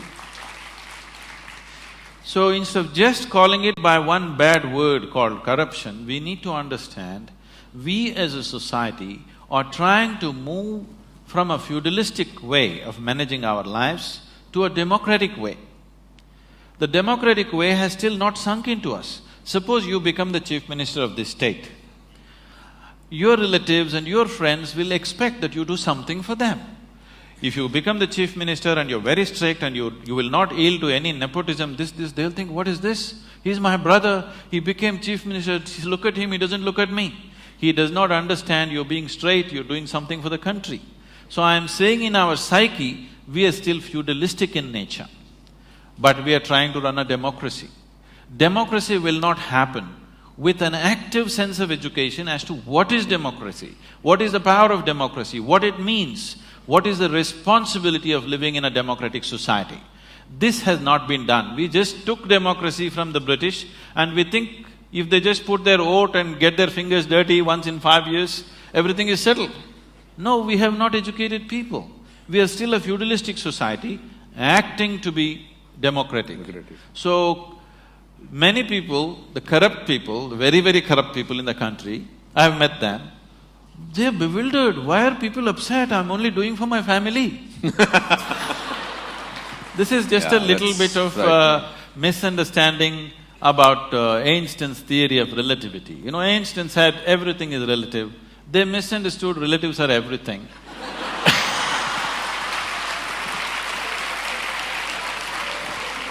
Let me ask you a hypothetical question. Hypothetical question, I must announce that before that. Suppose you were made the Prime Minister of this country for 1 month, how will you change things? See, there are enough instruments in the democratic process. Making me or anybody a Prime Minister for 1 month is a cruel thing. Okay, for 5 years. Yes. So you admit that 1 month is not sufficient? No, because 1 month is a very cruel joke. It doesn't matter who comes to power for 1 month, he can't do anything in a nation as diverse as India. To get this nation moving, you need to understand this. You cannot move this nation with policy, with rules. You can only move this nation when anything that you want to achieve in this country, you make it a movement. If you do not make it a movement, if people do not emotionally connect to that, no rules, no policy is going to work in this country. It is only people who have been implanted from somewhere, who have not grown up with Indian people, who do not understand this. They think if you make a rule, everything is going to work. This is not Switzerland. If you announce on the notice board, everybody will follow. Here you have to make a movement out of it. You have to make people connect emotionally to what needs to be achieved. If you are not able to do that, nothing is ever going to happen. So, whoever becomes the Prime Minister, I don't want to imagine myself there. Okay. What do you think should be done? It can be very easily done. There are examples of states which are going leaps and bounds ahead. If you saw Bihar just 10 years ago, it was just… I've driven through Bihar just wanting to see what Bihar is. It just looked like Afghanistan, large parts of it. Correct. Today things are happening. Absolutely. Wonderful things are happening. Just one man. Things are happening in Gujarat, just one man. Absolutely. So can't we produce 25 men or women like that in this country for every state? Are we so impotent that we cannot produce 25 human beings with some integrity who will do something straight for this nation? And today you don't have to do much. India is sitting on a boom time. You just have to manage a few things and let it happen, that's all. You just have to see that economic process do not go out of control. You just have to manage that, you don't have to do anything. It's boom time, the whole world is looking towards you. The only two economies everybody is banking on is right now China and India. India is better equipped because it's a democracy, because all the numbers are scrutinized, but what is in China cannot be scrutinized, so many people are very suspicious and fearful because it's supported by the government. India has a proper corporate structure, India has a reliable stock market which is a reading, Indian market is open, you can study what you want, you know where you're putting your money. So definitely India would be a natural destination for every investor in the world. Only thing is they're afraid of our… System. Corruption, not the system. They like our system. Our corruption… Corrupt system. System is not corrupt. Corruption. Corruption. The reason it's the people who are manning it. He has a way of making me say things that he wants me to say. No, the people who are manning it. People who are manning it are the problem. But how do we find them? You mentioned two states. You mentioned Gujarat and you mentioned Bihar. And strangely, they are not the states which we have in the center. So how do we… are we politically corrupt, politically completely bankrupt? How do we do that? No. It is only because common people are not participating in the democratic process. Yes. Participating in the democratic process does not just mean once in 5 years you cast your vote. Most people don't even do that. But I'm saying even if you do that, that is not enough. Democracy is an active sport, it's not a spectator sport. You can't sit back and say, let somebody do democracy. Democracy means you are the boss, you can't sleep on it. You have to be active to everything around you. If you do not bring that consciousness in people, that awareness and activism in people, it'll not work. At the same time, for everything you protest, for everything you call a bandh, for everything, it's our culture. People have understood the technology of how to stop the nation, bandh, hartal. But how to run the nation, it's a different technology. If you want to become a neta tomorrow, you don't have to create anything, do you understand? All you have to do is, I'm sure you have enough fans in Mumbai, take 1,000 people and block the sea link. It's a new road. That's it. Just block it, you will become a neta. You don't have to build the ceiling to become a neta. If you build, you will be in lots of trouble. If you block it, you are there. I personally feel that I think we are to be blamed for getting the kind of leaders that we get. So, you have millions of followers. or whatever you want to call them. I will suddenly say that they are not my followers. You have millions of friends here. Okay? You're treating You me have like millions trouble. of people who like you. Okay. Let's take a promise from them that in the coming elections, all of them will vote. It is not that they have to make a promise, they already are doing it. Nobody misses it. I myself go stand in the line and vote always. No, I'm not going to make it so easy for all of you. I, on behalf of Sadhguru… This crowd is largely your followers. No. This crowd, I have no followers. I have followers on Twitter and there are 4 lakhs of people, which is very good. I have no followers, I don't claim to have followers. I want this and all those millions of people who are watching this in various parts of the world to make one promise on my behalf to Sadhguru that next coming elections, they will all vote. Is that a promise? So we have achieved. I'm not happy with that. I am happy with that. I am saying at least once a month in your street, in your region, whatever is the sticking points in your area, in your street, just make a list of that, get a few people together, whoever the councillor, the MLA, call him for a meeting, talk to him what needs to happen. Casting vote once in 5 years is not good enough because you employ somebody and you don't see that he works. That is not… does make sense, isn't it? I grew up in a lower middle class family, small town. As a child, I had a great sense of wonder about everything. I till today have a great sense of wonder. I'm very happy to be talking to you. It makes me feel very happy. I don't see that in today's children. I don't see a sense of wonder in today's children. I think because they're… Because they replace the wonder with www. Exactly. Exactly, that's right. They know the whole universe before they're 6. Exactly, that's… How do… and I'm sure parents, they know everything. They just have to press Google and all the information. But information does not necessarily translate into knowledge at all. So how do… and they always say this, that's the way I am. I don't see my grandfather even at the age of 84 said, that's the way I am. So what is this, that's the way I am? I'm bored, dude, cool. I think that to be bad is being cool.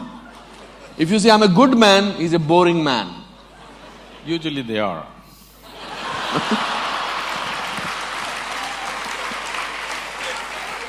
People who claim that they're good people, usually they are boring. Yeah, they are for the world, for the marketing part of it. That's why you have, if somebody says that this is… The breaking news after every 15 minutes for millions of channels is never about good things. It's only about disaster, rape, swindling of money. We are marketing fear. We are becoming people who are constantly made to fail. Suddenly in India also, that we are living in a world which is not very, very peaceful, which is a dangerous world. We are becoming, pardon my saying, like America, where we don't look at somebody for a little longer. I was in America 2 years back. I was looking at somebody thinking whether should I ask him my hotel, because in my hotel there was a mall. So I went into the mall and when I came out I could not see my hotel because I must have got out from somewhere else. So I was looking at somebody to ask him whether should I ask him where my hotel is. So he said, what are you staring at? I being an actor, I said, am I staring at you, sir? I'm sorry. I did not know I was staring at you.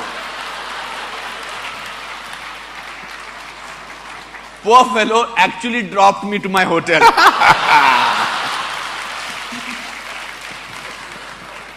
What my point is, how does one in today's time, in these times, retain a certain amount of innocence, a certain amount of sense of wonder? How does one do that? Especially this is for parents whose children do not have that, unfortunately. See, now there are two things you said, wonder and innocence. Wonder does not necessarily come from innocence. Okay. See, for example, science, modern science, has done phenomenal amount of exploration. They've gone to places, they've gone into things that we would have never thought possible, all kinds of things. When you were a child, you definitely looked up at the sky, isn't it? Absolutely. Did you ever count the stars? I used to do that in Simla, there was nothing to do. How far did you go? Oh, no, nothing. I could not go beyond 100 or 200. So I meticulously sat down on the terrace, counting, trying to make, segments of the sky and trying to count. I've gone up to 1700, and then you get mixed up. What was there is not there, what was not there has come, it gets all mixed up. But today, that itself was wonder. 1700 just blew my mind. Today scientists are telling you there are over 100 billion galaxies, not stars, 100 billion galaxies. So as you explore, as you know, the wonder will increase because you realize the nature of the existence, then wonder will just explode. Scientists are so freaked now, they don't know where to go, which direction to go, because wherever they look, it is looking deeper and deeper than ever it was. Something as simple, just on your facial skin right now, there are 18 billion organisms. Do you know this? Don't imagine them, they're actually there. But you can't see them, that's good. I'm saying as we look closer at life, it's just exploding into wonder. So wonder is gone not because of lack of innocence or because of innocence, because what we call as knowledge, stupid conclusions about life. Today people are carrying their attention deficiency like a qualification. See, existence will yield to you only if you pay attention to something. Anything in this existence will yield to you only if you pay substantial attention to it. But now people have become like this. They can't look at anything, everything is check. Now in this condition, there will be no wonder, only conclusions in your head. There is no perception, there is only, monologues going on in your head. There is no perception. If there is perception, all noise in your head will just stop. If you're looking at something absolutely beautiful and engaging, everything stops. Why people are enjoying your cinema is just this, you switch off the lights, they focus on the thing for those whatever few minutes or 90 minutes or whatever, their usual monologues are gone, something else is happening. They don't know what's the next scene or whatever which keeps them on. But the important thing is, their attention is engaged continuously, which makes them feel something has happened to them today, going to the cinema hall. If you just keep the lights on, you will see cinema will not be effective. Or if somebody is talking to them, it'll not be effective. They just sit there like this. It is the attention which is making the difference. It is not what's playing on the screen. It is what is playing on the screen is instrumental in grabbing the attention. But it is the attention, continuous attention, which is making the experience of being there. So, this is a rudimentary form of meditation. It's called dharana. It's mentioned in the 7 different forms. So how does one in today's time retain that attention span? One simple thing is, if I say yoga, that will be a bad thing because it's like I'm promoting it. No. Everybody must do something about themselves. Every child, every school should bring this dimension that a child is required to pay attention to something continuously. It could be music, it could be dance. See, you cannot do music or dance unless you pay attention to it, You'll make a fool of yourself if you do not pay enough attention. But you can pass an examination without attention. Yeah. Understand? That's right. Above all, I've seen this simple thing. Children came to us, we have a Isha home school, which is done in a very different way. I one day went to the assembly, all these 6.5-year-old kids, they're all like this. I said, why are the kids like broken tops? Why are they shaking around like this? Then I just brought this thing, simply every day in the morning, Sari Gama Pada Nisa, 15 minutes, everybody must do. You go there after 2 months, they're all sitting like this. That's all it takes. if you just make them walk in the forest in the night, one night, okay? In the darkness, you just make them walk, you will see they will become like this. Their ability to pay attention will become like that. Their sense of wonder will explode. You just take them into the jungle, make them walk for a night without torches, without cell phones, without anything, in a protected atmosphere, you will see within one night, there'll be a tremendous transformation in the sense of wonder in the child's life. But we are making them physically incapable of these things. Sitting just in front of the computer, they're becoming physically incapable. When physically it hurts, they will protest, they'll not do anything. So it's something that parents must take care of. Bringing up your child does not mean just sending him to school and getting marks and grades and nonsense. Your child in body and mind should grow up to full capabilities. That is when it will manifest in his life as success. Just marks will not manifest as success. For that, parents also have to be… Of course. Peaceful and restful. Do you get angry? You want me to right now? It's not that I'm incapable of anger, I'm capable of everything. It is just that I have not given this privilege to anybody that they can make me angry, they can make me happy, they can make me unhappy, they can make me miserable. I have not given this privilege to anybody. If somebody need to be shouted at, boom, I'll go. So what makes you angry? It doesn't make me angry. If they need a shouting, I'll give it to them. See, there are different kinds of people in the world. There is somebody here, if I just look at them, they'll understand why they're being looked at. There's somebody else here, if you look at them, they'll just stare back at you. If you tell them gently, they will understand. There is somebody here, if you tell them gently, they won't get it, you have to shout at them. There's somebody else here, even if you shout, they won't get it, you have to knock them on the head and tell them. Different levels of sensitivity in the world. Your action should be appropriate to the situation in which you exist. I am not bound like this, I will not say this, I will be gentle, I will be nice, I have no such things. I am just appropriate to the situations in which I exist. What you need, I will do. If you need only shouting, I will do. What's my problem? What's your shortcoming? Huh? My shortcoming is, I'm not tall enough. You're the tallest man right now you're here. We know that. I came little short. What is your shortcoming? Others should tell me, isn't it? If I knew, I would fix it. If I knew what's my shortcoming, I would fix it. You are a person who self-evaluates, I'm sure, very well, who knows himself. If he knows the world or he feels that he knows the world, you know, must be knowing yourself. What is it? See, this is… I'm restless, like let me put it, I'm restless. I don't know how I'm talking because it's wonderful to listen to you, but I'm restless, I know it. So I think it's a shortcoming, I need to settle down. What is your shortcoming? See, it's very difficult to explain this because you're looking at, okay, as a person everybody has pluses and minuses like this. It is not that I am all plus, no minus, I'm not thinking like that. It is just that it's very strange. I'm not really a person, that's my problem. I can… in any given moment, I will just make myself as it is necessary for that situation. Sometimes if it's not successful, I will adjust it a little more. So it's just that I'm made like this, if I sit like this by myself, I don't have a single thought on my mind. If I sit… sometimes I shut my doors for 4-5 days, I don't have a single thought. I don't look out of the window, I don't read, I don't do anything. So, I don't have a personality as such. So, I am neither plus nor minus, I am just like, at this moment I have to make myself up, okay, how should I be right now? How are the people around me? Accordingly I am.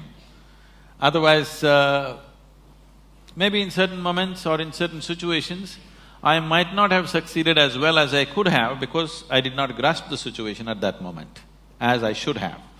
But what is the plus in me, what is the minus in me? First of all, I don't know where is me, because I make it up. You also make it up, you're an actor. But I don't act, I really make it up. And everybody is making it up, but they believe it's true. I know it's not true. So, I don't know how to add pluses and minuses to me when I don't exist as a person. When was the last time you cried? Every day. Not out of ecstasy, but out of feeling for somebody.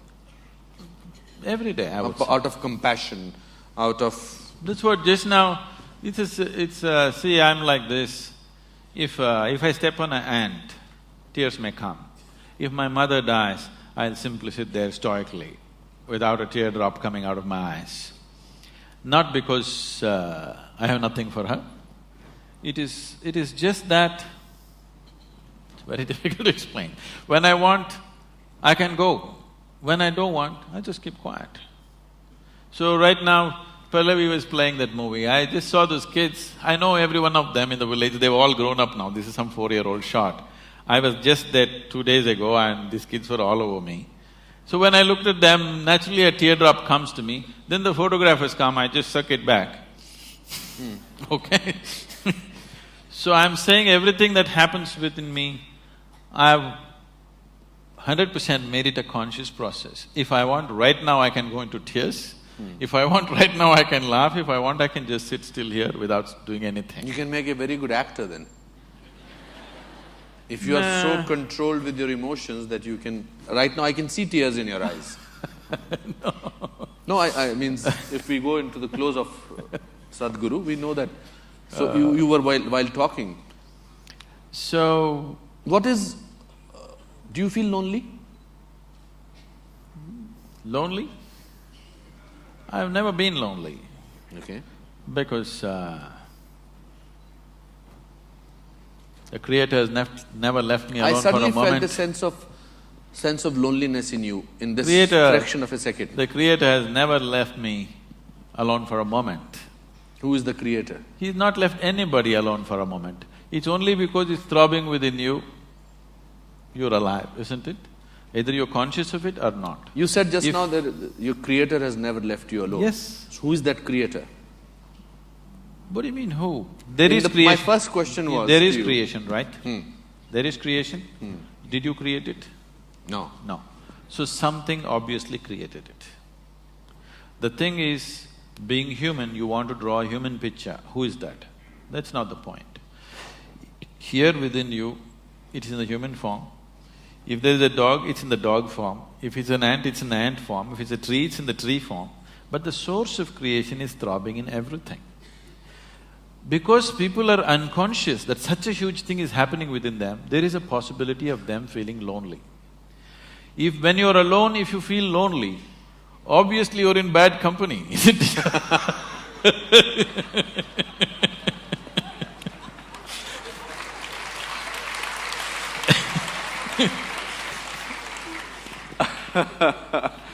It's a great journey to be talking to you, I must say. If you have to describe, before we go to the questions to the audience, if you have to describe yourself in one word, what will that word be? I usually do this exercise with my actors, students, because then we see that if that word is going to be… In fact, it's for all of you. In your mind, please think if you have to describe yourself in one word, what that word will be. And whether that word will be there, the same word after 5 years, 10 years, or was that word before 5 years. So if Sadhguru has to decide, and if he has to, tell me to describe himself in one word, one that… apart from mystic. Okay. Would you consider wildlife as 2 words or 1 word? What is the word? Wildlife. It's… for you it's 1 word. 1 word. So life, uncultured, uncultivated, just wild and as it is. That's me. You're very warm also. Just life, nothing else. It's been very enriching talking to you. I must say that I feel rich. Okay, so questions from the audience? Yes, ma'am, in the red dupatta. Sorry, I don't know your name. You can tell me your name. Sorry? Sushmita. Okay, there's a mic coming for you, Sushmita.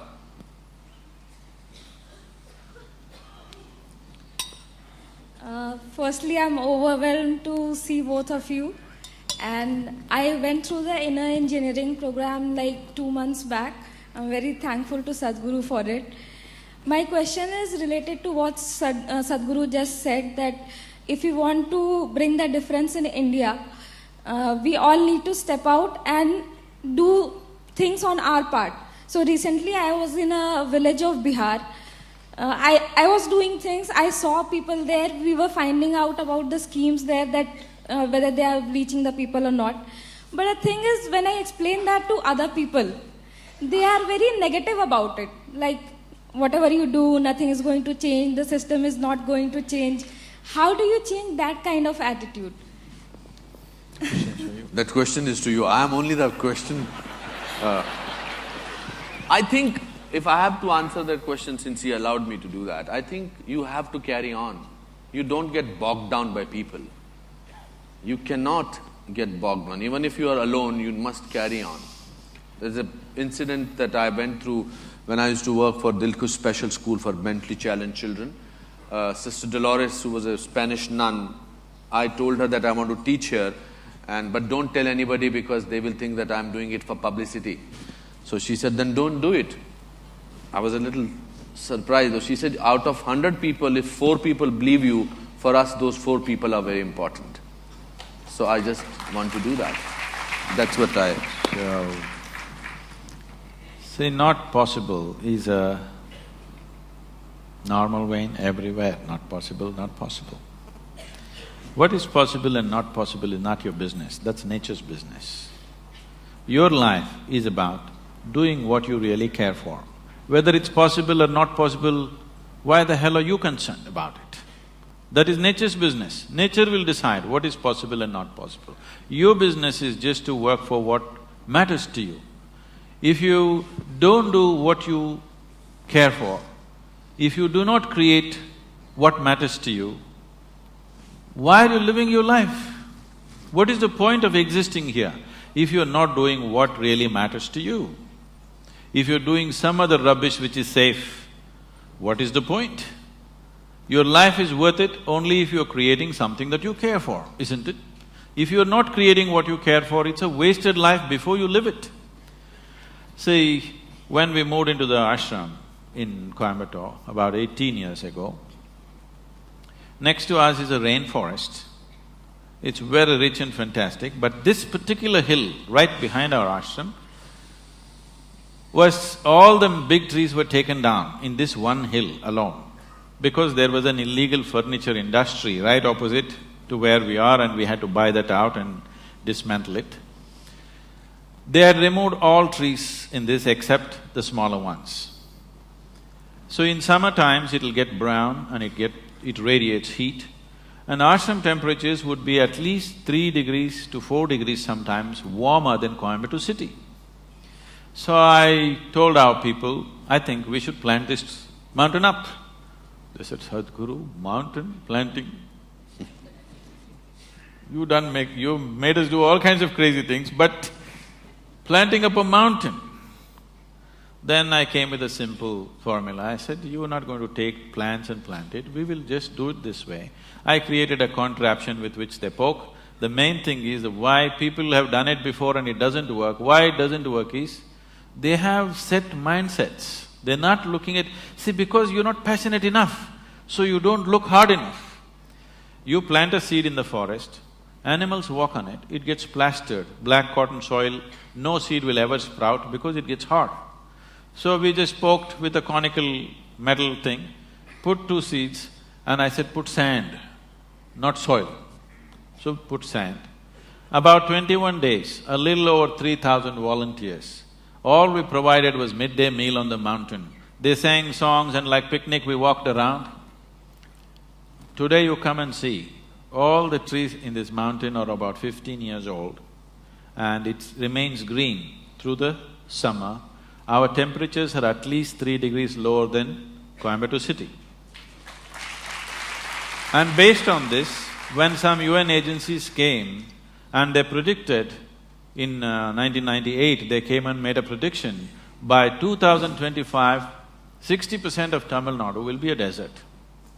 I don't like any kind of predictions, because predictions are made by people who are incapable of a plan in their life, you know. Absolutely, yeah. You're not taking human aspiration into consideration, you're just taking cold statistic and trying to decide the future of the world. So I said, let me see it for myself, and I traveled around. I just drove across Tamil Nadu in a week's time, and I saw that the prediction was wrong because in my estimate it would happen much sooner than 2025. Then I thought what to do, because Tamil Nadu is one region on the planet which has an agricultural history of 12,000 years of farming on the same land. Some places, the same communities and same families have been existing for 12,000 years. They've been doing farming. The only other place which has such history is some parts of South America. Nowhere else there's a 12,000 year history of agriculture. 12,000 years this land has nurtured us. In one generation, we're going to turn it into a desert. It didn't look like a good idea to me. So I just made a barefoot calculation. Tamil Nadu's green cover is 16.5%. National aspiration is 33%. How many trees should we plant? I just made a simple barefoot calculation and arrived at 114 million trees. If you plant in 6 to 8 years, in 15 to 20 years, we'll have 33% green cover. So I called a group of people and said, we need to plant 114 million trees. Their eyeballs flew, Sadhguru, do you know what that number is? I asked them, what's your population, Tamil population? They said 62 million. 62 million people. If all of us plant one tree today, nurture it for 2 years, plant one more, what's the number? You got it? Why is it? Even a beggar on the street can plant one tree, isn't it? It doesn't need any capability. Only willingness is missing, isn't it? The necessary concern is missing. Because we don't understand how life happens. We think life happens out of supermarkets and shops. Life happens out of the planet. If you don't nourish it, it will not happen. So, what is possible and not possible? Leave that to nature. Today, we've planted over 14 million trees in 6 or 7 years now. Tamil Nadu's green cover has gone up officially by 5.2%. The Google Maps show that over 7% increases happen. This is the only part of Asia where actually green cover is going up. Tamil Nadu is the only place where this is happening. And I want you to know, we did not give up our life to do this.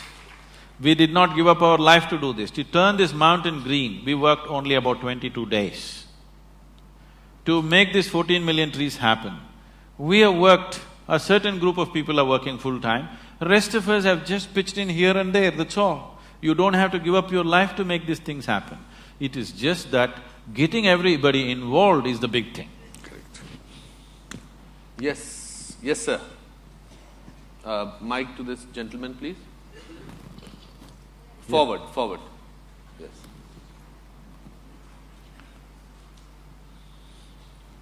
Namaskar, Sadhguru. So my name is Kamal, I'm a 42-year-old professional. I work in a… Little closer to the microphone. I work in a complex technical environment, so just so there's some perspective. So here's my take on it so far. It's a really big rock of millions of rocks that are floating around out there. It's not… Can you keep the mic closer to your face, please? That's right. There's one big rock that we're on. It's one of millions of them floating out there. There's 6 billion of us like ants living on it. We recently turned clever, about 5,000 years for us, and we did… I'm really not getting it. You must hold the microphone like… Okay, I'm sorry. It's quite safe, you must… Okay. Okay, we'll start again. Yes. So there's 6 billion people living on this world. We recently turned clever, maybe about 5,000 years ago for us, and Western civilization maybe 2,000–3,000 years, and they think they're very clever. There's no mass consciousness on the planet. There's no combined or individual instinct for self-preservation of the environment. We have limited resources. The planetary system is completely out of balance due to to our influence. We have faulty governance. The only form of governance that I think I like so far is a benevolent dictatorship, which you run in the ashram, and I think that's the only thing that works so far. There are separations of every kind, country, religion, race, color, creed, status. What's your question? Where's the hope? Where's the hope? What's it going to take to change this mess? Please. I mean, all these statistics are there, that's exactly what he was saying. You're looking at all the horrible things. You're not looking at all the beautiful things. The earth is still spinning on time. Sun is coming up every day in the morning. flowers are blossoming, the earth is still rich. Human beings, though they last a little bit, they still have their brains in place. So, look at the possibility rather than going on looking at what's not working. I am not saying we should not understand what's not working. Yes, we have to understand what's not working. But don't fill yourself with that. Fill yourself with a dream to create a possibility. Why sitting here, a young man like you going on saying this happening, that's happening, where is the hope? You'll only get depressed. You getting depressed is not a solution. You getting depressed is one more problem on the planet. Yes? Already we have enough. That's a good one. And I wanted to just get up and look at all these people. They're nice, healthy, vibrant people. It is just that life has not hit them hard enough to get up and do something right now. And apart from that, their daily grind is keeping them so busy, their own family, their own home, their own children, their own stuff is keeping them too busy for them to be going out and doing something. If you create an opportunity, I'm sure any number of them will participate. We have not created sufficient fora which is straight enough, sincere enough for many people to identify themselves with. This is exactly what we've been trying to create in South India, that first thing is brutally cleanliness. Cleanliness will not come easily, I want you to understand. When 10,000 people gather, a few million people gather, to keep the place clean of corruption, corruption does not mean somebody has become an official or a minister and taking money from somebody. Small things, you push the neighbor's child and want to push your child in the front. That's where it starts. That's where it starts. And it is just a question of how powerful you are, that much you push. People who are powerful, when they push, it is visible. When you do it, you think it's all right. No. So this corruption starts. To keep this clean, you have to be brutal. People in the book are writing, I'm very compassionate. Most of the day I am horribly brutal, chopping down people for small things that went off the line. If we did not do that, you would not see the atmosphere that you see in the ashram. You do not see the cleanliness that we see in our movements. Though millions of people are working, they function like this. 1 rupee will not go unaccounted. So, this will not come easy. Brutality. Every day what I do is not compassion, not love, just brutality, really. Wonderful. Also, there's a very beautiful line which says that failure is an event, never a person. So, I think you have your answer. And as Sadhguru said, let's not have one more problem on the planet. Yes, please. Kiranji wants to ask a question. Yes. I'm sure it's for him. Not for me. It's not working.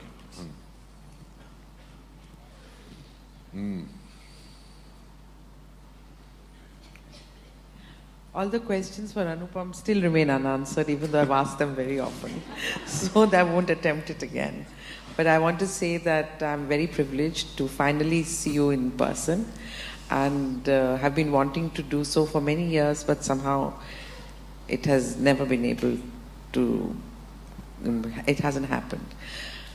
Your book, Mystics Musings, which I read many years ago when I lost my brother, my younger brother, and it was a great tragedy in the family and something that I was finding very difficult to cope with.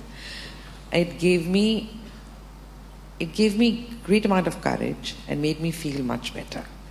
I don't know why it did. Maybe some works of philosophy take you into a realm where you're supposed, where it just makes you feel better that you're just a part of a greater design and nothing to feel so sorrowful about. Also, it talked a lot about spirits. It talked a lot about life being a continuous process. So there are about 100 questions I want to ask you, but there's one thing I've been very curious about after reading the book. In that you write about when you and your wife, everybody was constructing the Dhyanalingam, and you talk about how her grasp of life slipped from her it became the thread of life or the grasp of life, something to that effect, became very fragile when she could not hold on to it and she passed away. What exactly did you mean by that?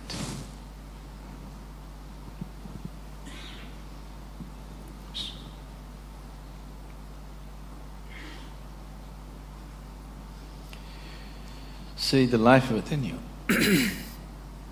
the life within you manages to stick to the physicality of who you are. We've already been through this. Physicality is something that you gathered. It is not you, it is material. It is just a piece of this planet. What you gathered from the planet, if it has to stick to the life that you are, you must be in a certain level of reverberance. If you drop in intensity below a certain point, you can't hold it. That is called as dying of old age. There is no such thing in the world anymore as dying of old age, because doctors have decided you cannot die of old age, you can only die of a heart attack or a liver failure or a kidney failure or something. You cannot die of old age anymore. If you have seen anybody close up who are dying of old age, you can see his eyes become feeble, life becomes feeble. It's like the body is struggling to hold it, but it can't hold because it's become too feeble. If the reverberation goes below a certain level of intensity, it can't stick to the body, it will leave. So that is generally understood as leaving peacefully, because without struggle it just passed on. That's the reason why the word passing on has come. You're supposed to pass on, you're not supposed to kick out. So that is if the intensity drops. Another way to leave is you raise the pitch of life's intensity to such a pitch, it went beyond normal pitch, then also you leave the body. So spiritual sadhana is trying to get the pitch of your life to the highest point, because only if the intensity of life is high, it's like the voltage is high, that's why the lights are bright. If your voltage is low, the lights will be dim, your awareness will be dim, your perception will be dim, all you will know is just survival process. So you want to pitch it up. So when you pitch it up beyond a certain point, there is always a danger that you will slip out. So we will fix certain things. We will fix certain things when a spiritual aspirant is progressing with a certain rapidity, we will fix the body in a certain way so that that cannot happen. Just yesterday I was, at the ashram satsang when we were there, one lady asked why women are asked to wear, the toe rings. What do you call this in Hindi? The toe ring, not you, you're not wearing. Bichwa. Yes. So it's called mettu in South. Why women are asked to wear toe rings when they get married? Because marriage was supposed to be such a huge experience that they could leave the body. At the age of 8, they would marry them. They will never see each other till they're 14 or 15. But emotionally, psychologically, she is cultivated to believe that her husband is like God. When she meets him, life will explode. That possibility in the child's mind has built up. When she is physically mature, she is brought into marriage. Because in this country, in this culture, there is no business, there is no marriage, there is no child, there is no family. Everything is just a tool towards your liberation and mukti. You get married because you want to use that as a tool to your liberation. You raise children because you want to use that as a tool to your liberation. You become a sannyasi because you want to use that. It does not matter what you do. Everything is towards your mukti or liberation. Because of this, they nurtured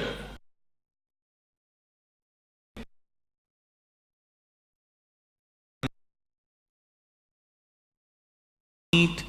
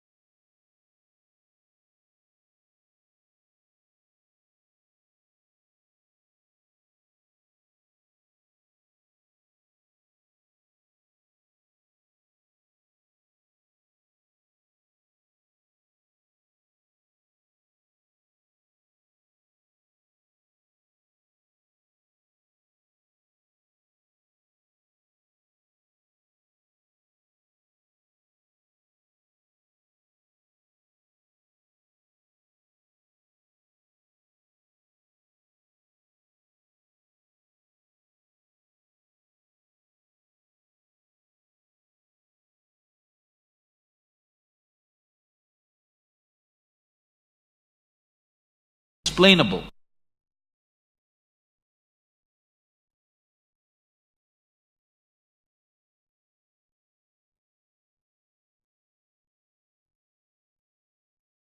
Matter, you marry and you feel an ecstatic sense within you simply because of the union within yourself, not because of what somebody else is doing. So now in a marriage, what somebody else is doing or what your husband or wife is doing doesn't matter, just the way you are is an explosive experience. This is how a lot of women lived in the past, because the process was very scientific and it was done properly. So they put this metal on the toes and also on the ring finger always, because if there is metal on certain strategic places in your body, you will not accidentally leave your body. So when you do spiritual sadhana, when we notice somebody is becoming very intense, first thing is, I will gift them a simple copper ring, which they must wear and they cannot remove without you also. They must wear and they cannot remove without permission. Because if this simple metal is on the ring finger, when they get into certain states of exuberance, by accident they will not slip out of the body. So she got into such exuberant states. Naturally, certain little bit of jewelry things were there. These things were never discussed till that point. The many things I refuse to discuss because devices will work well only when people do not know how it works. So we just put it on people, we never explain. But when this situation happened, I had to explain what happened. She sat there on a full moon day evening with everybody. There were people around, and after 5 minutes, it is in the shrine, she got up and went. My eyes are closed, I knew she got up. I got little irritated, because nobody ever gets up once they sit down. Till we say it is time, nobody ever gets up. And of all the people, my wife getting up and going, little irritation in me. Why is she getting up of all the people? Then I ignored it and I sat down. After 5 minutes, she came and sat down. In another 7-8 minutes, she just went like that. When I looked, she was gone, with a big smile on her face. Then I looked, she has removed her nose ring, she's removed her bangles, she removed her toe rings. See, she did not know intellectually, but at that moment she felt this is what is stopping her. And she pulled out all those things, kept next to the wash basin and came back. And she sat down within 7-8 minutes. But this is not something that happened accidentally. She announced this almost 9 months ahead of time. She had prepared my girl, who was only 7 years at that time, that she's going to leave in this month, but it happened 1 month early for various reasons, so that's a different aspect. But this is not new in this country. Any number of yogis just sit down, announce to everybody and leave their body. This whole process started 1 year before that. 1 year before that, there was a yogi called Nirmalananda in the Biligiri Rangana Betta in Karnataka. Anybody been there? BR Hills, you been there? Oh, it's a fabulous place. So, he lived there. For 14 years he lived in silence, just in the 4-acre ashram, he never stepped out of it. I met him in a strange way. I used to trek in those mountains. So, I go alone and trek for a week, 10 days when I run out of food and there's no way I can procure anything. I live out of the forest, but when I'm done, I come out and ride off. I park my motorcycle somewhere, I trekked for almost 5-6 days. It is rainy season, head to toe I'm in slush, okay? I'm really drenched with mud and everything. Then I came out and I was extremely hungry, I had not eaten for 2 days. I was very, very hungry. So there's no hotels, nothing there. So I had heard about this ashram. Me and spirituality were impossible at those times. That never occurred to me. I was just, in a different mode altogether. So I went to this ashram. There were about 15 steps to climb. I wouldn't get off my motorcycle at all those days. I just rode up the steps and went and parked my motorcycle, leaning it onto the wall next to his door. And he came and he looked at me and he grinned. Then I said, I'm hungry. But he was not talking, so he said, come inside. and he made me sit down. He had a little, baking thing, he baked some bread for me. All he had was this bread and honey. So he gave me bread and honey, I ate up 2 loaves of bread for making up for 2 days. Then after that, we developed a silent relationship. Whenever I went there, I would take a bunch of bananas or something and he would give me a can of honey. This transaction went on. Many years later, after things happened to me in a big way, everything about my life changed. After about 10 years, I went to see him. He didn't recognize me because, And I asked, "Don't you recognize me?" And I smiled. He said, He said, "Oh, you are the guy on the motorcycle." So at the age of 73, he decided when Uttarayana comes, you know what's Uttarayana? The sun's relationship with the earth, when it moves from southern hemisphere to north, you heard of Bhishma waiting to die at that time. So he said, when Uttarayana comes, I want to leave my body. I went there with my wife and daughter, and then he cried and he said, "I have built a samadhi, I am doing all this, but I am afraid that I may not be able to do it." Then I started discussing the technicalities of what it is, what makes it happen, what stops it, what is it that you need to do, and these kind of things. So, my wife Vijay was also there, she was listening to all this. Then we were driving back. By then I had graduated to 4 wheels, and we were driving back.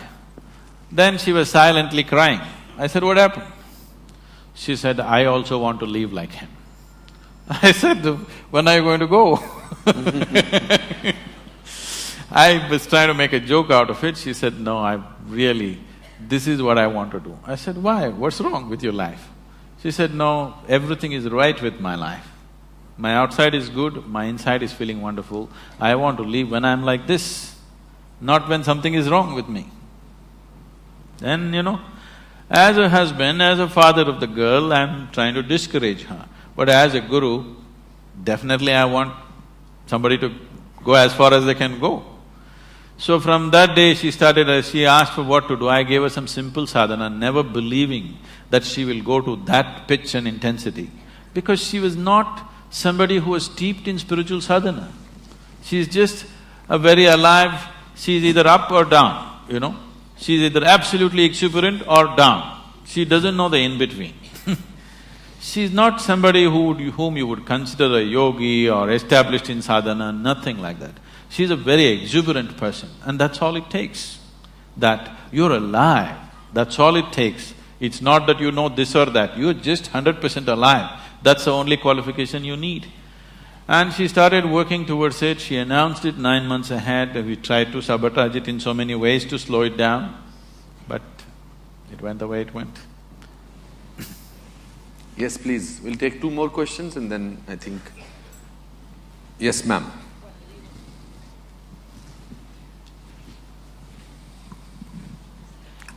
Mic for the lady, please. Aa rahe.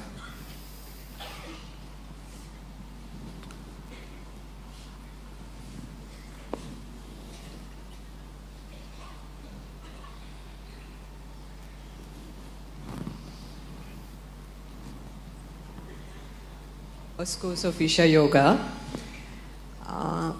I'm having difficulty in cutting the cord. Please help me with that. She's having difficulty in cutting the cord. With my attachment to my family, to my children, I get very easily disturbed by what happens within my close circle. Please help me with that. Oh, I never said you must cut the cord. I'm just telling you, unfortunately, your motherly cord is too limited right now. Just expand it a little bit. Just make it connect to every piece of life on this planet, rather than just to a handful. Beautiful. Why do you want to cut your cord? Where is the reason to cut your cord? The reason why… See, please understand this, there is a difference between involvement and entanglement. If you do not know involvement, you will never know life. The only way to know life is with involvement. If you're not involved, would you know anything? Forget about spirituality. Would you know anything in your life if you're not involved? The only way to know anything in your life is with involvement. What is lacking in people is lack of involvement. So, when involvement becomes discriminatory, it becomes entanglement. Let your involvement become indiscriminate. The earth that you walk upon, the food that you eat, the water that you drink, the air that you breathe, and the very space in which you exist. See if you can absolutely involve yourself with everything. Because the life that you are involved. If you are not involved with the air that you breathe, you would be dead, isn't it? You are anyway involved. You just have to become conscious that this is the only way life happens. You have to see that you're consciously involved. Right now you're unconsciously involved. If you're unconsciously involved, it looks like one big burden. If you're consciously involved, it will become blissful.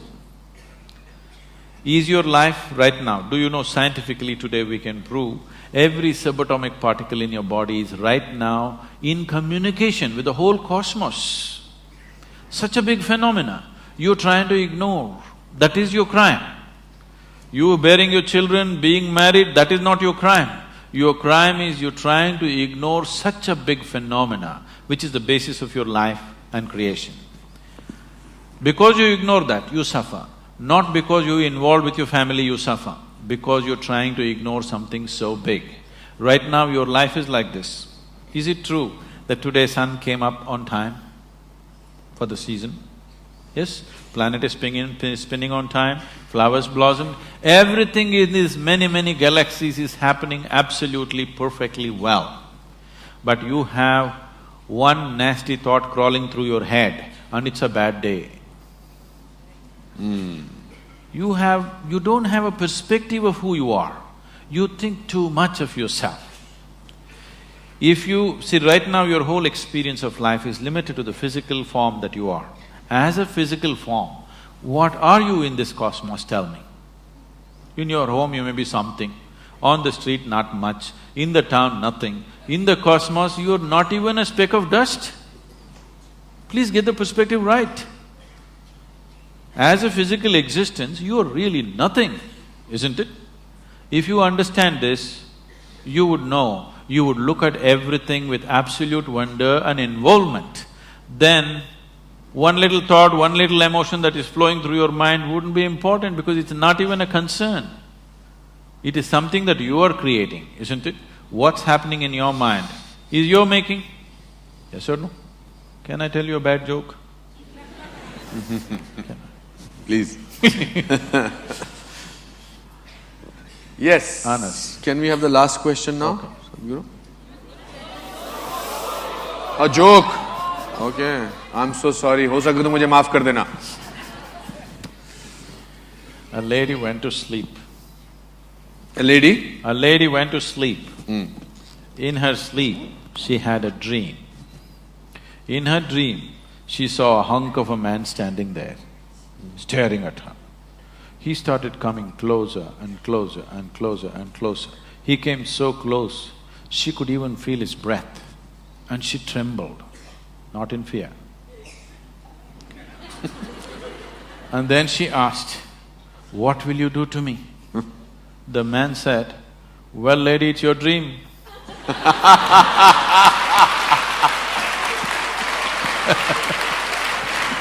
So, what is happening in your head is your bloody dream, isn't it?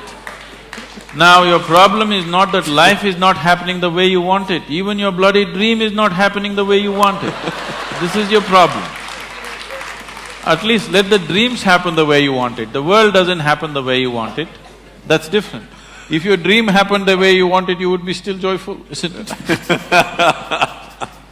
I hope you got your answer, ma'am.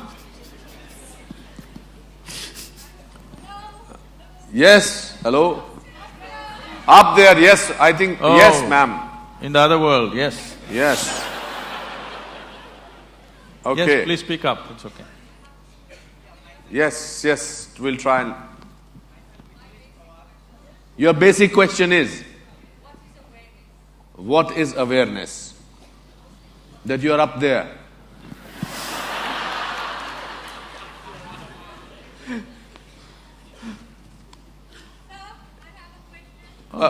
I think that lady asked a question, what is awareness? Let Sadhguru answer that. Is it related to that kind of a question? Okay, then I think let Sadhguru answer that. That no is very firm, I understand that. I somehow feel what is your question going to be. Okay, what is awareness, Sadhguru? Aliveness is awareness. You know that you're alive only because you're aware. Only thing is, right now your awareness is very limited, it's in low voltage. You just have to pump it up. You just have to increase the pitch of the voltage, that's all. It's not that you're not aware. Only because you're aware, you know that you're here. Otherwise you wouldn't even know. Suppose, is there anybody sleeping in the dark corners? Suppose somebody's gone like this, he doesn't even know where he is, isn't it? Not only he does not know where he is, he does not even know whether he is or he isn't. Isn't it? So you are aware, that's why you know you're here, that's why you know you are. But now, it is not strong enough. It is not lighting up the whole space, it is only lighting one corner of your life. It is giving you enough awareness to survive in the world. It is not giving you enough awareness to know the nature of life. Now when we say awareness, we are talking about only heightening your awareness, not creating some new awareness. Your awareness is good enough for survival. Is that enough for you? Or do you want to know the very nature of your existence? If you want to know the very nature of your existence, then you need to pitch up your awareness to a higher level, otherwise it will not happen. Please, this. Yes, the lady with the no. We have all eyes for you now. What's your name? Mrinalini. Why don't you shoot at him?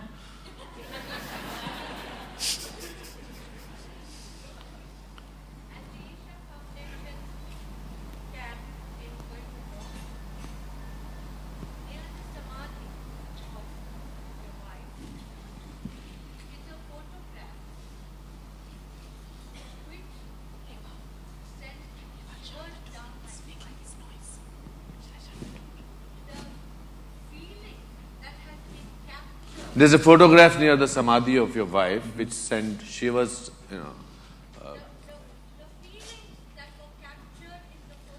Whose photograph is that? Okay.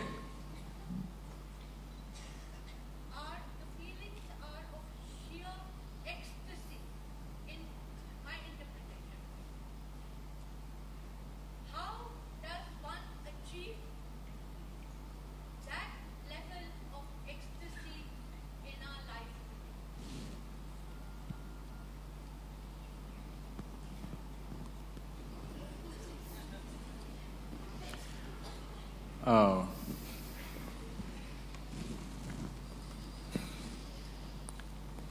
So every life that is here is capable of joy, is capable of blissfulness, is capable of ecstasy.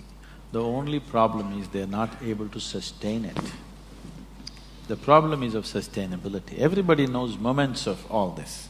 But to be there, you have not built the necessary foundations. See, if there is a wall, you can jump up and have a peep. Or you can go on a trampoline and have a little longer peep, but you'll come down. But if you build a ladder, which is not so romantic as jumping, but if you climb up, you're across the wall. So, instead of calling it by different names like blissfulness, ecstasy, this, that, pleasantness, highest level of pleasantness. This is what every human being wants. If your body is pleasant, we say it is health. If it becomes very pleasant, we say it's pleasure. If your mind is pleasant, we say this is peace. If it becomes very pleasant, we say this is joy. If your emotions are pleasant, we say this is love. If it becomes very pleasant, we say it's compassion. If your very life energies are pleasant, we say this is bliss. If it is very pleasant, we say this is ecstasy. If your surroundings have become pleasant, we say you're a success. This is all every human being is seeking, isn't it? Nothing more. You want your insides pleasant, you want your outsides pleasant. This is all a human being is seeking. Outside pleasantness, you need people's cooperation. Yes? It is a craft. You have to arrange, you have to compromise, you have to deal with situations properly. Creating outside pleasantness is a certain talent, a certain capability. Not everybody is able to do the same thing on the outside. But when it comes to interiority, all of us are equally capable. Nobody has come better endowed than the other. Every human being is capable of the same thing in the inward dimension. So, somebody is sitting in a state of ecstasy, how to get there? Is it possible for me? Don't even ask the question, is it possible? If it is possible for me, it is for sure possible for you. But what I do on the outside, is it possible for you? Maybe, may not be. But what I do on the inside, is it possible for me? Definitely, definitely possible. Inner experience, nobody can be denied. External capabilities are different. So, what needs to be done?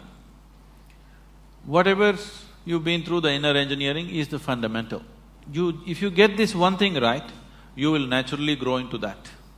The problem is, every day you keep undoing it. Do you understand? So every day in the morning you do this, now we're giving the Isha Kriya CD also all over Mumbai. But every day in the morning you give yourself a 3-minute crash course in inner engineering. You will see, in 3 months' time, you will be feeling very pleasant. In 6 months' time, if you simply look at a tree, you will burst into ecstasy. If you look at a cloud, you will burst into ecstasy. If you close your eyes, you will get there. No matter what, you just need an excuse. You will become like that, for sure. Because these are the fundamentals. That's why I'm saying it's engineering, because if you want to engineer something, you have to do it right, otherwise it'll not work. You can't somehow… See, you want to build this building, you can't somehow place something and hope it will stand. It will not stand. You have to place it in a certain way, then only the building stands up, isn't it? Similarly, you have to hold yourself in a certain way, then only this experience holds up. Otherwise, moments up and then down. Also, I feel, with your permission, I think if you depend on others to make you happy, I think there's a possibility you may not be happy. If you decide that you need to decide to be happy, then there is a possibility… Why are you underestimating her husband? Okay.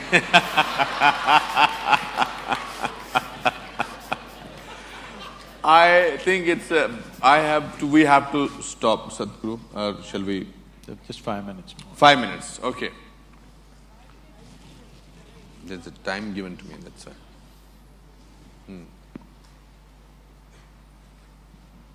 Good evening, all of you, and my pranams to Guruji and Anupamji. I'm Vijay Shankar. I'm from the media and also a classical dancer. So, Guruji, I would like to know, man is always craving for more and more and not happy at all with whatever he gets. Of course, you just explained now how happiness is an internal state of being. So normally, what would you tell to normal people as to how to get peace and happiness in their lives? आसान question पूछा आपने। The problem is not that human beings are craving for more, they are craving too little. Right now, instead of… when human consciousness is able to grasp the whole cosmos, instead of craving for that, they're craving for an apartment in Mumbai. Just stupid. So their suffering is not because they're craving for more, they're craving for too little. They conjuice even in their craving. That is their problem. Please crave for everything, you will be wonderful. There'll be no misery. You're craving for little things, that's your problem. When such a big possibility is there, going for this is it's criminal, I would say. So it is because of this crime they are suffering. They are being punished for this crime, not for craving too much. They are not craving enough. When creation and creator is possible, they just want this little piece of property. That's all they're thinking of. They can't think beyond that. So they suffer for limiting themselves, not because of craving for too much. One last question we'll take. Sadhguru.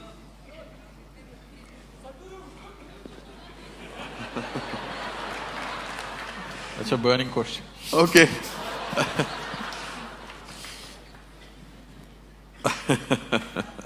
Sadhguru, I have deep gratitude towards you. I read an article about you from you in Times of India, and I was really amazed. And that led to a strong feeling. I just can't imagine. I still have that feeling. So that connection is with you. So I have been, since childhood, I have been ignored a lot of times. I feel I have been manipulated, So I'm not able to understand, what is happening actually. I always go through these things every now and then. Okay. So if you've been ignored by everybody around you, it's a fortune. You have life for yourself.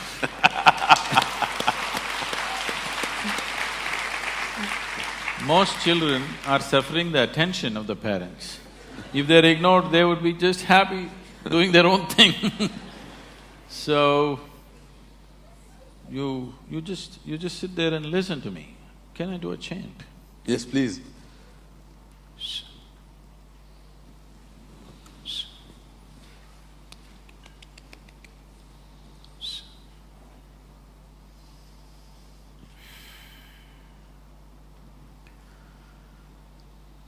कर चरण कृतं वा कायजं कर्मजं वा श्रवणनयनजं वा मानसं वा अपराधम् विहितम् अविहितम् वा सर्वमेतच्छमस्व जय जय करुणाब्धे जय जय करुणाब्धे Am Shri Mahadev Shambho.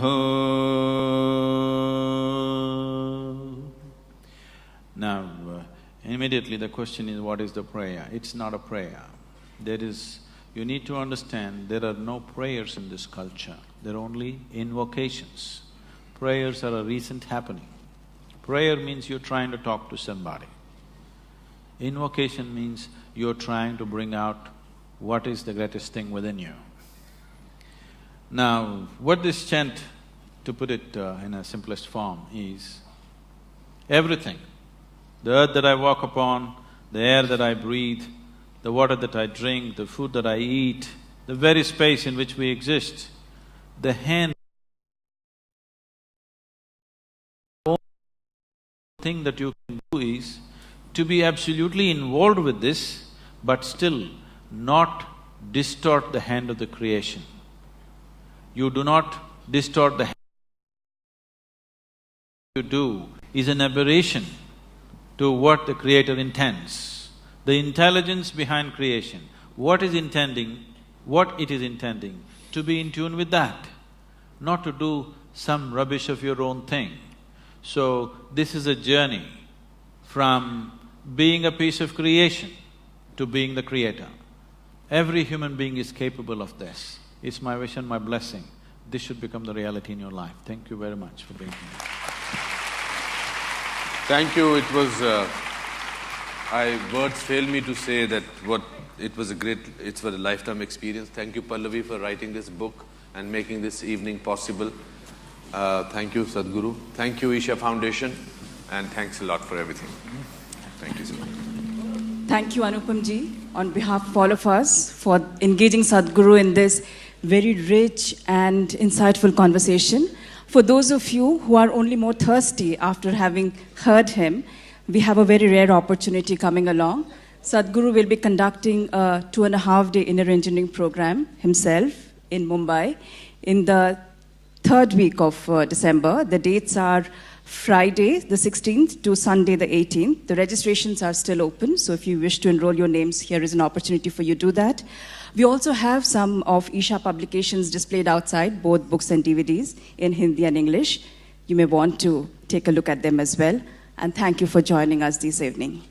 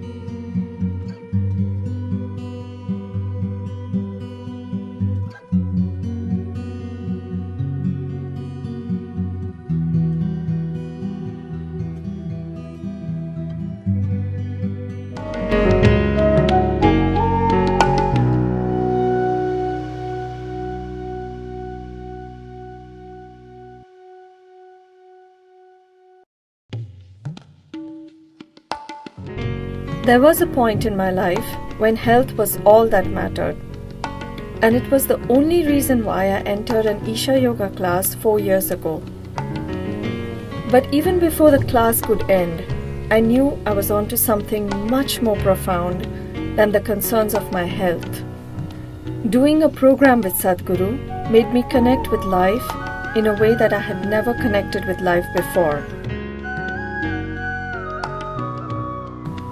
More importantly, I had never met someone with such intensity.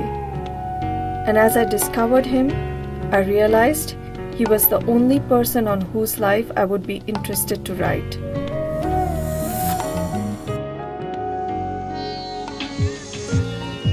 There was no thought of a picture book in mind when I approached Sadhguru to write his biography. He told me I was too late because it was already nearing completion. So I wondered what to do, and he leaned forward and said, "There are all these pictures lying in the archives. Why don't you try and do something with them?" So I went to the archives and saw these pictures, and it was very clear that there was a potential for a book just waiting to happen. Each picture there spoke 1,000 words of his journey.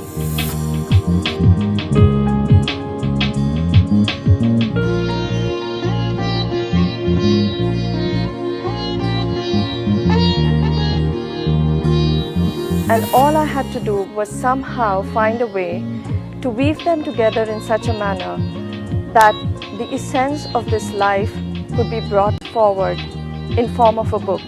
What emerged was the most incredible expanse of life. There were pictures that reflected him in his organic form, raw, earthy, and there were pictures that reflected a sense of friendliness, compassion.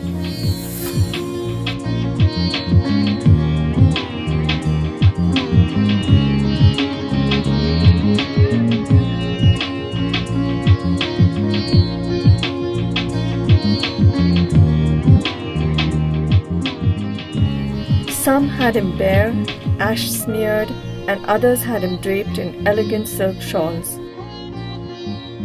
Here was a life that could enjoy the luxuries as he immersed himself in a game of golf and also abandon himself to a cave without food or water and dissolve in bliss. I had a fair knowledge of all the 7 chakras as most Indians do, and I could relate all his qualities, whether of stability, passion, balance, love, strength, perception, transcendence, in a neat pattern touching everything he did. So I used the symbolism of these chakras to divide these pictures in their various facets. And as a result, a book formed quite effortlessly, with every page revealing itself as I went along.